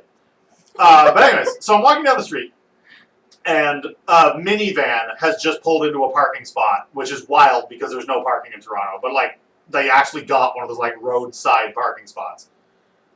And a child who can be no more than 5, like, leaps out of the van because They do that. They leap out. they do that because they have tiny little legs and there's really nothing else they can do but jump. He jumps out of the van, and he's out for a minute before he looks my way, and by that point, like, his parent has left the van, and I think he had an older sister as well. And the older sister might have been like 8, I want to say. Anyway, so the kid looks at me, and his face goes fucking white, and he makes like that emoji of the shocked with the giant like white pupilless eyes, making the Home Alone face. And he screams at the top of his lungs, "Cool! That guy looks like a pirate!" And I didn't say anything, but that was the nicest thing anyone's ever said to me. It was awesome. I get that I look like a pirate. I get that the way I choose to look is extremely piratey. I don't give a shit about pirates as like a setting or a theme or an aesthetic. I just so happens my design choices align in a very piratey way. But yeah, it was awesome. This kid thought I was just cosplaying a pirate walking down the street. But no, that's just what I look like. Anyways, the Sailor Dog. 1953, copyright renewed 1981. Born at sea in the teeth of a gale, the sailor was a dog. The Sailor Dog. Oh, I know what I'm going to do. I know what I'm doing.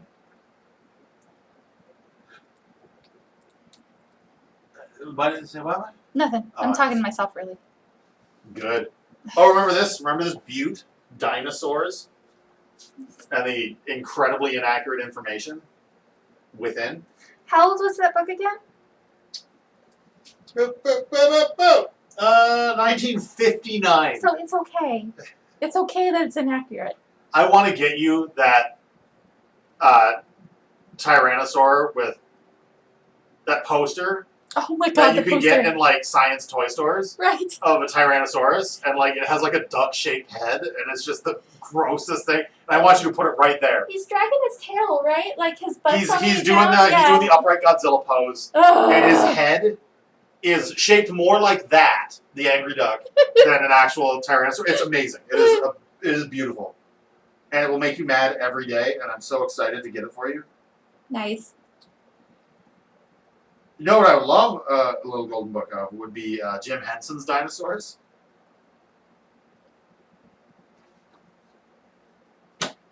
Like the sitcom, which I have somewhere on a hard drive if you want to binge Jim Henson's Dinosaurs. I don't know if I do because it's one of those shows that was like amazing to me as a kid. It's simultaneously fun and not as good as you remember. Okay. Because the like I'm the baby joke obviously gets stale after 10 seconds. Yeah. Something interesting is that Mallory Archer is the mom. And No. it is bizarre to hear that voice being kind. It is very weird. No, I will not grill you with cheese. I'm not grilling you a cheese. Oh, our first Sesame Street. Finally. Fuck. I have like a million of these. Count all the way to Sesame Street. Oh, I had that book.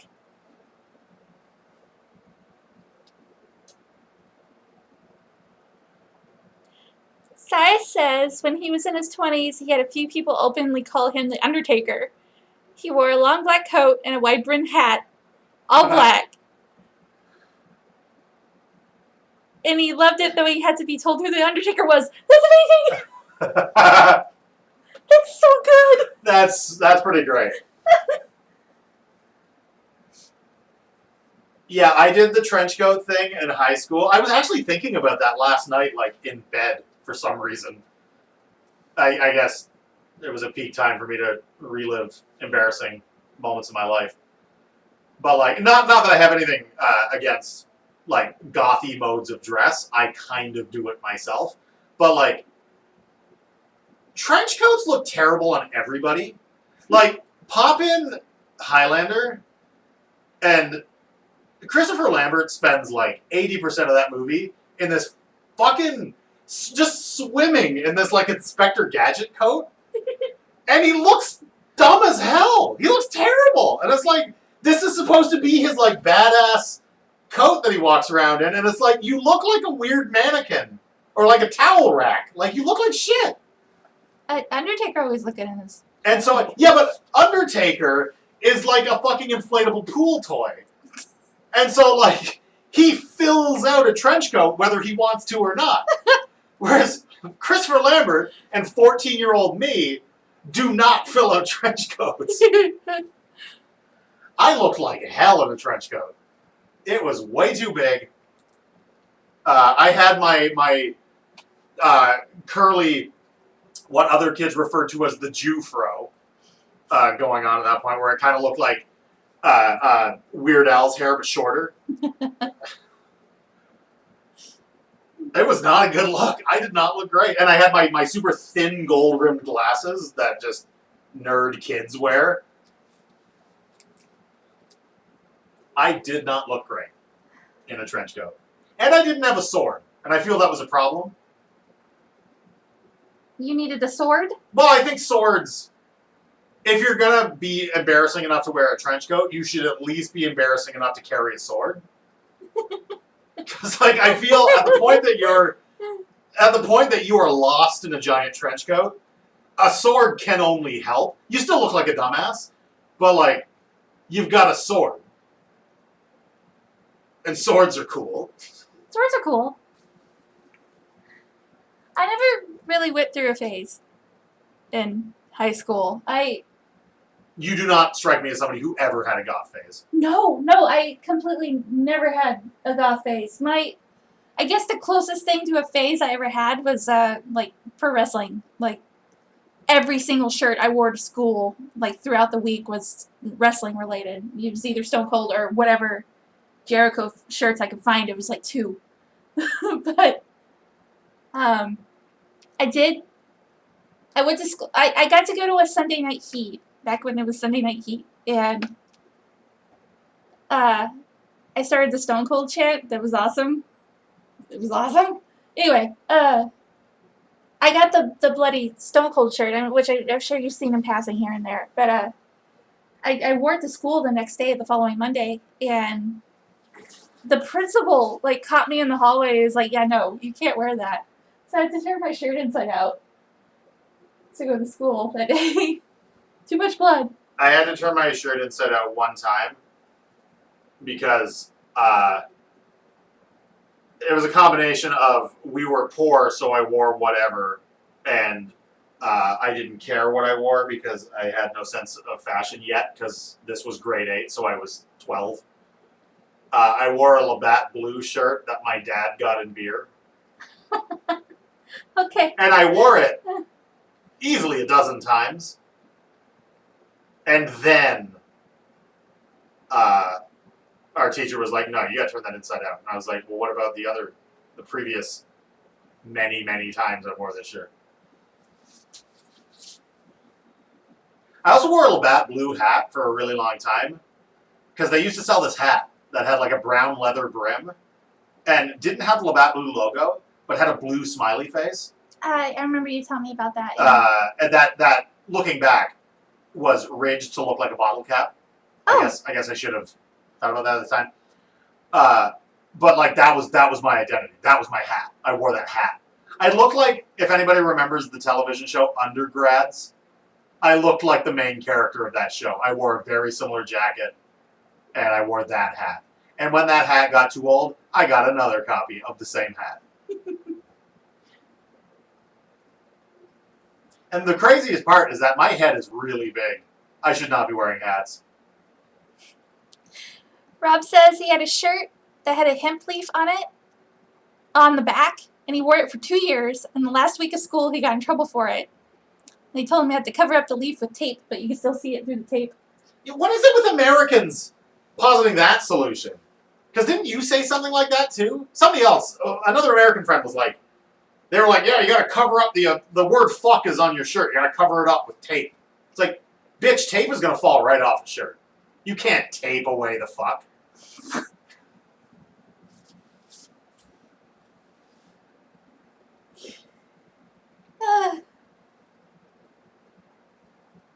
So all the demons are whippets. You can't tape away the fuck. You can't do it. Sid Mead died. Legendary concept artist. He did all Blade Runner and shit. Did he really? And he just died. Oh, Like, just died.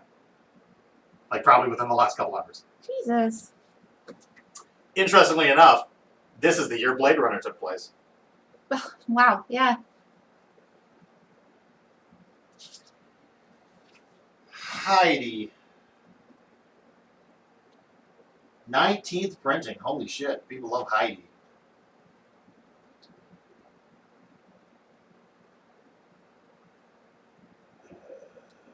This was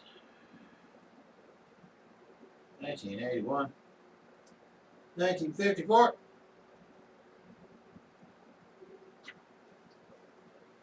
And here we are again. Disney's Pocahontas. With Waluigi's dad.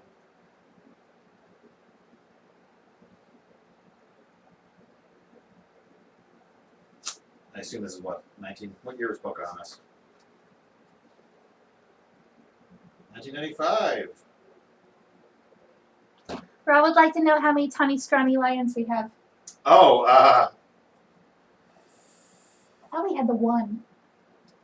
I think we have 2. Really? And I think we have 3 saggy baggy elephants. You know what? I should probably do that first, right? Separate them into their piles. Yeah. Let's find out. Okay. Grover's Guide to Good Manners, the new puppy. Another monster at the end of this book. The curious little kitten around the house. Peter Pan and Wendy. Look at that. No, I don't want to look at it. Look at this fucking cover No, paper. I don't want to look at They it. let this out the door and they were like, yes, this is good enough. This is a professional product. Holy shit. And if I remember correctly, all the art is this level. Yeah. Yeah. Yeah. Oh, there's the reason you can't buy the movie anymore. Anybody remember the Indian scene from Peter Pan? Of course, And how everybody it's remembers that. the most racist thing in a cartoon. Like, I knew that was wrong and felt bad for some reason when I was a kid, even before I knew what racism was. I didn't really think about it, and it was kind of in our rotation for, you know how, like, you'd pick a Disney movie and eat dinner in the living room while a Disney movie was on. Like, Yeah. Peter Pan was in, I wouldn't say heavy rotation, but, like, it was among the movies we watched. Like, I never really thought about it. Like, this was definitely before I was like, oh, racism is a thing. Whoa, what? Mickey Mouse Heads for the Sky. I swear to God, the other one wasn't called that. I thought it... I thought it was Mickey Mouse Takes to the Sky. Oh. Is this a different book? There are 2 fucking books. No, Heads for the Sky. Okay. We got 2 of them. And they definitely refreshed the art, or at least the cover art. Oh, Mickey, don't take piloting lessons from that guy. Okay, yeah, the interior art is the same. I'll do that later. Oh, Disney's Frozen, Ratatouille, DC Super Friends. Dan did this one. Yeah. Speaking of people who founded Sketch Tavern, Dan Schoening, who is currently in command of the Ghostbusters franchise, at least the comics, he does a bunch of Golden Book art as well. And I was lucky enough to get one of his. I was super excited when we got that one. It's cool. Peanuts. Where's Woodstock? Oh shit, I have a couple of Dan DC books. Yay! The Shy Little Kitten, which is that cat with the weird afro. Did we look at this one? Tiny Dinosaurs? Yeah, we looked at. I think you read that one to me. No, that was the main Dinosaurs one. We didn't read the tiny. I don't know if we read Tiny Dinosaurs. Oh. Bert's Hall of Great Inventions, Scuffy the Tugboat, Mercer Mayer book. Do those count as licensed? No, that's weird. This is almost like a subgroup, where it's like not really The Mercer Mayer books. like Like they're the kind of little licensed because there's non-Golden Book versions of these books. Yeah, the floppy ones. I had a ton of them. I don't know. I'll put them in originals for now. Creator owned, we'll say. Wally, Mickey, and the Beanstalk. I'm a T-Rex. I was so excited to get this one. I'm a T-Rex is great. I'm a T-Rex. Donald Duck and the One Bear. Disney's Dumbo. Baby Sister. Grover takes care of Baby. Polly's Pet. Polly's Pet is my fucking jam. One Day on the Farm. Grover's own alphabet. I hope he just makes up a bunch of fucking letters. The clay is silent. Actually, how much did you play Mortal Kombat 4? 4? Like 0. Like the shitty 3D one. I like didn't the play really any of that. okay. Yeah. I played a total fuck ton of it because me and Brandon Royce would have like sleepovers and shit. We'd be over at each other's houses like every other night, and I think he had an N64 before me, but I stuck mostly to like the first party shit, like Mario and Star Fox and whatnot. And he had like Shadows of the Empire and like a lots of third party shit, Turok. And he's where I got most of my Turok boner from.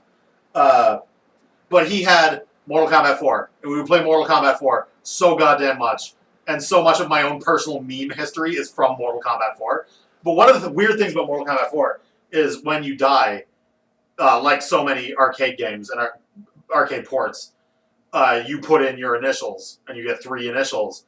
But the alphabet that you get in Mortal Kombat 4 to put in your initials has A to Z, and then has 3 letters that are, from what I can tell, somebody should do a YouTube video about this. From what I can tell, original Ed Boon creations.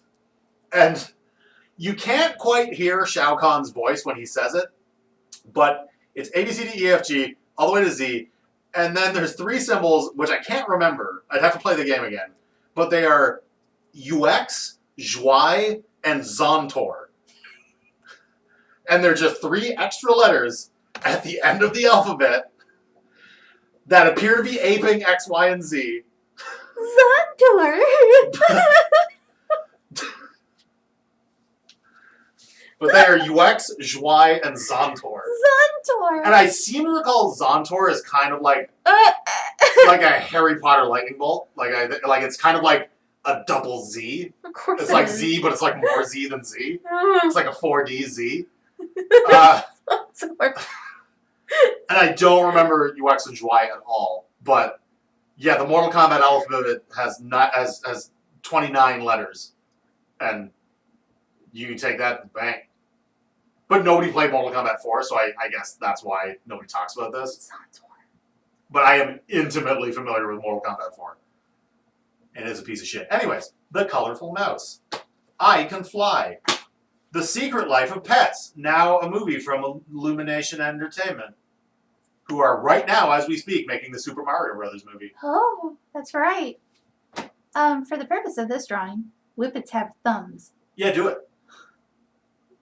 Thomas and Friends. Misty Island Rescue. 101 Dalmatians. Rainbow Puppies. My Little Golden Word Book. Oh, we're going to read that. Zontor. 7 Little Postmen. Lady and the Tramp. I'm a Monster Truck. I didn't realize the I'm a series just kept going. That's amazing. I'm a T-Rex. I'm a Monster Truck. Oh, there's also one just called I'm a Truck. Like what appears to be an 18-wheeler. How the Camel Got Its Hump. Tales from Around the World. Okay. Okay, stack number 2. Walt Disney's Sleeping Beauty. Bugs Bunny, Too Many Carrots. Bugs Bunny and the Plink Flamingo. I'm just going to live with my mistake. Bugs Bunny and the Plink Flamingos. The Plink Flamingos. Richard Scarry's Best Little Word Book Ever. Okay, remember how I was saying I saw that Richard Scarry illustration? Where everything was labeled. It was a little girl in a butcher shop. And like Richard Scarry does, everything was labeled, and it was like ham, bacon, and it was parts of a pig, and the little girl was a pig, and the little girl was labeled little girl who wants to be a butcher when she grows up. And so there was this weird dark cannibalism undercurrent. Very terrible, yeah. The labels on the front of this book have the worm drinking from a bottle of soda labeled lowly worm. Richard Scarry has a dark sense of humor, and I love it.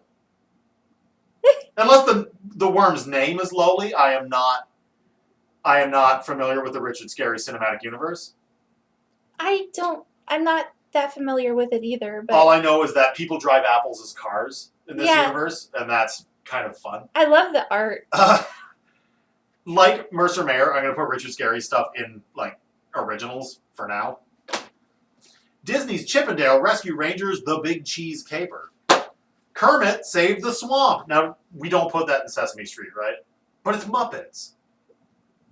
I feel like Kermit should be spared the licensed pie. I mean, it is licensed, but Sesame Street is so wholesome, and Kermit is kind of Sesame Street. He's not. He doesn't. But Fozzie is on the cover. This is clearly not a Sesame Street. Yeah. Book. Yeah. If it was Kermit in Sesame Street, then yeah, but. Ghostbusters. Which, interestingly, Dan had nothing to do with. Despite it being 2016. Oh. They did this to merchandise for the Girl movie. Is it the Girl movie? No, it's the original Ghostbusters, but it's 2016, so it was clearly ramping up to the reboot. Disney's The Jungle Book. Bible Heroes. We are going to circle back around to that. Did we not read that one? No. This looks like recent. 2004. Oh, this Moses is amazing. Oh, it's painted. You probably can't even see it from there. It's painted so poorly. It's amazing.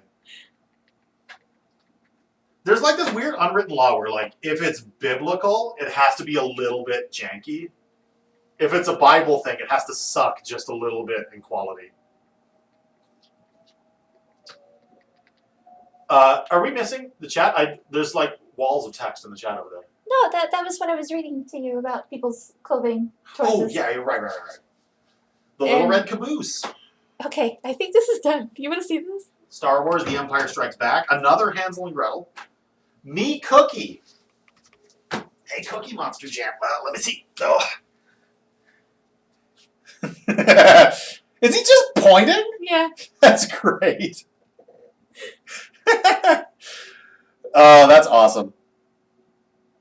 I love it. Yeah, and the doll in the background. That is so good. Unfortunately, our tiny, scrawny line count is still at 0. I know they're in there. I know I have one. At least one. You're welcome, Rob. That was a good suggestion. Do you want to draw for a little bit? Well, let me get through these books first. There's Peter Pan with renewed art, which, who cares, because we have the terrible one. Walt Disney's favorite nursery tales. Favorite nursery tales? I mean, I guess that makes more sense than nursery rhymes, because nursery rhymes... No, they usually rhyme. What is a nursery tale? There's fairy tales and nursery rhymes. Maybe it's the nursery rhyme, but told story form rather than rhyme. Well, there's Mother Goose and the Gingerbread Man on the front. So maybe it's just stories based on the nursery rhymes. Fuck it. 4 puppies. Garfield, the Cat Show. Mercer Mayer's Just a Bad Day, the day Snuffy had the sniffles. Mercer Mayer's The School Play. Mercer Mayer's This Is My Body. Tootle, Oh, the Tootle. shittiest book in the world. Oh, Tootle. Tootle is one of, I'm holding it up like the chat can see it. Tootle is one of the oldest original Golden books, and I read it a while ago, and it hard advocates for conformity.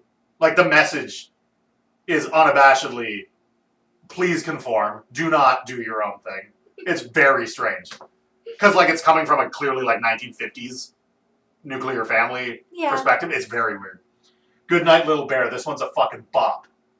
Oh yeah, I love Good This Night, is Little a Bear. jam. I fucking love that book. Inspector Gadget in Africa. Baby farm animals. Mommy's all about the work they do. The Saggy Baggy Elephant. The Tawny Scrawny Lion. There we go. Disney's Lion King again. The 12 Dancing Princesses. The artwork in that one is incredible. The monster at the end of this book starring lovable furry old Grover. The Animals Christmas Eve. That is clearly a Jesus thing. The 12 Days of Christmas, The Three Bears, Walt Disney's Cinderella with its original art. This may be the oldest one I have because it feels like it's falling apart. 37th printing, 1980. Never mind. Why is the art still that in 1980? I like that art though. Oh, I'm not saying I hate it. I'm just saying that clearly looks like it's the original art. Yeah, it does, yeah. Disney's Tailspin, Ghost Ship, Tweety's Global Patrol, What Lily Goose Found, Walt Disney's Pinocchio. I want to see if they smoke cigars and drink in this one. Pierrot's ABC Garden, The Shy Little Kitten, Saggy Baggy Elephant, number 2. Wait, Shy Little Kitten should go in the other one. Yep. Sorry, I'm getting them mixed up. Hansel and Gretel, that's the third one. Scubby the Tugboat, again. The Four Seasons, it's a Grover jam. Rudolph the Red-Nosed Reindeer shines again. Another copy of Tootle. Disney's Aladdin. Captain America. The Courageous Captain America. And Precious Moments, The Wonder of Easter. I hate those dolls. Yeah, I'm not a fan. I don't like those dolls at all. Turns out the number of tawny scrawny lions I have is 1. I thought we had the one. I thought for sure we had 2. I guess I was thinking of Saggy Baggy Elephant. Though, this tawny scrawny lion is in bizarrely good condition despite being 1980. There was a song, wasn't there? I don't remember. I'm almost positive there was a children's song. Oh my god! But yeah, I have. Do you want to drop for 10 minutes? Yeah, why not? Okay. Let's just do it. Let's just do it. Oh my god. For real though, I do want to do a little golden book, RS thing. Yeah. Maybe the in-universe story of Mr. Goldie. Yes. Because in my mind, he's always been a folktale character who just happens to have merchandise. Because I don't know what I'm trying to say about capitalism and Rising Sand with all the advertisements and stuff, but I don't know, probably it's bad. Because Mr. Goldie probably isn't a weird golden tiki idol, in universe. I would imagine those products simply for ease of manufacture just have a tiki-like shape. I assume he's more of a leprechaun, Rumpelstiltskin kind of. I think me and John were talking about it once, and how his thing is he'll grant children good fortune or whatever, but he's super fucking mad about it. He just totally doesn't want to. I forget if he has big feet. I don't really remember. They're kind of stubby, little feet. But he's got 4 toes. Oh, whatever. Jem was saying before we started how weird it is to draw 5 toes now that we've been drawing Sylph for so long. 5 toes just feels like it doesn't fit on a foot, and I tend to agree. I've gotten so used to drawing these elf people. I actually forget how to draw Mr. Goldie, so I'm probably going to get this wrong.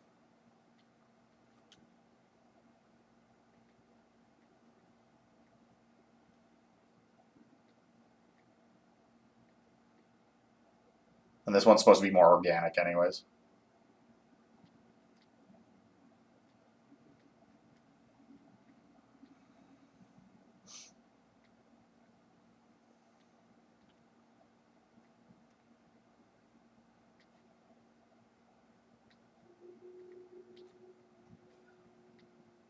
His arms are so noodly. Fine, I'll make them flabbier. Yeah, he's got chunky little potato arms. Well, no, the idol has chunky potato arms. Okay. All right. Fair enough.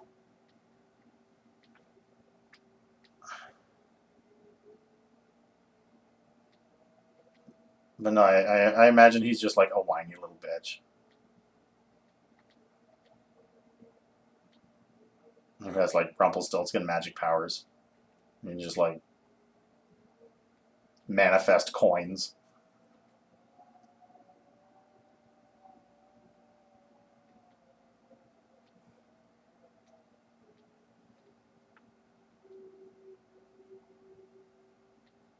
Hey, the stream's green. Well, no, I heard you.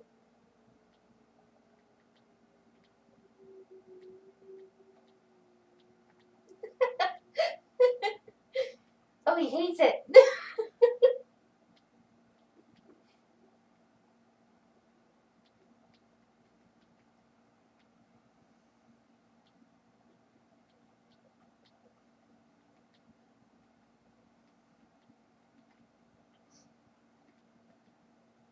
How does Rumpelstiltskin go again? Like, how did? Okay, so there's a girl who I don't even remember. She's never even really named, is she?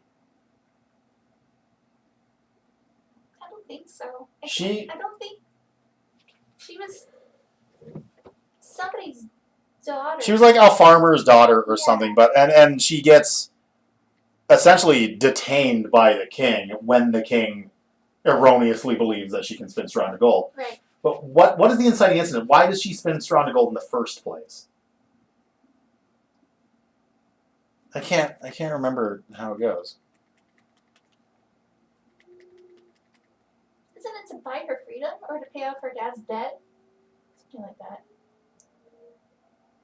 I don't remember. I just remember the king or lord or magistrate or whatever is like, that's a good trick. I'm gonna lock you in a fucking room. Or you can just keep doing it. Just like Jesse at the end of Breaking Bad. Yeah. This is an El Camino situation. We need to watch that. We should watch El Camino. Give him a shitty bum chin. No, and an Audi. The angriest of belly buttons.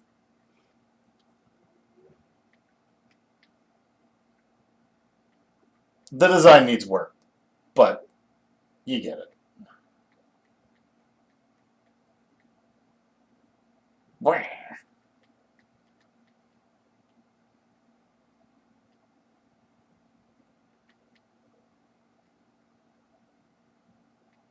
He tooted. He toots when he's angry, which is all the time. My brush just suddenly got bigger for no reason.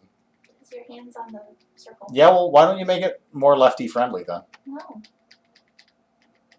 I mean, I should probably figure it out if I want to continue practicing with my left hand. Like, maybe turn off the wheel.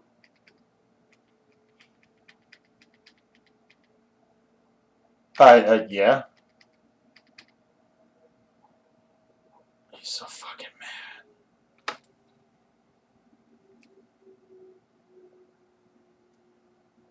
Like, fuck it, I'm done.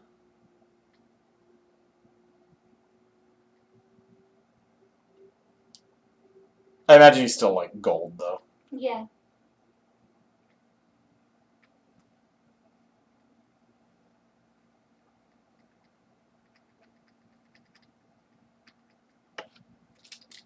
So beautiful.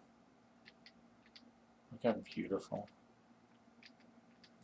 Look how freaking beautiful. Oh shit.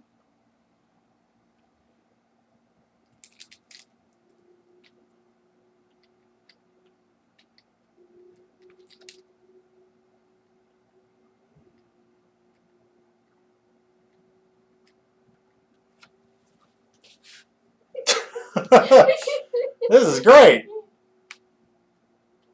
It's like, fine.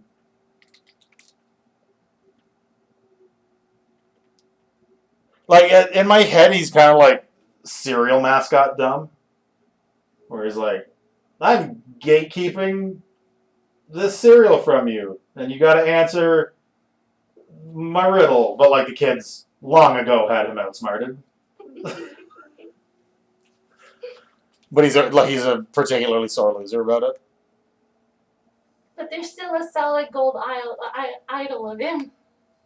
Yeah, because it's like a folk tale thing, and like he's good enough for Kev to keep.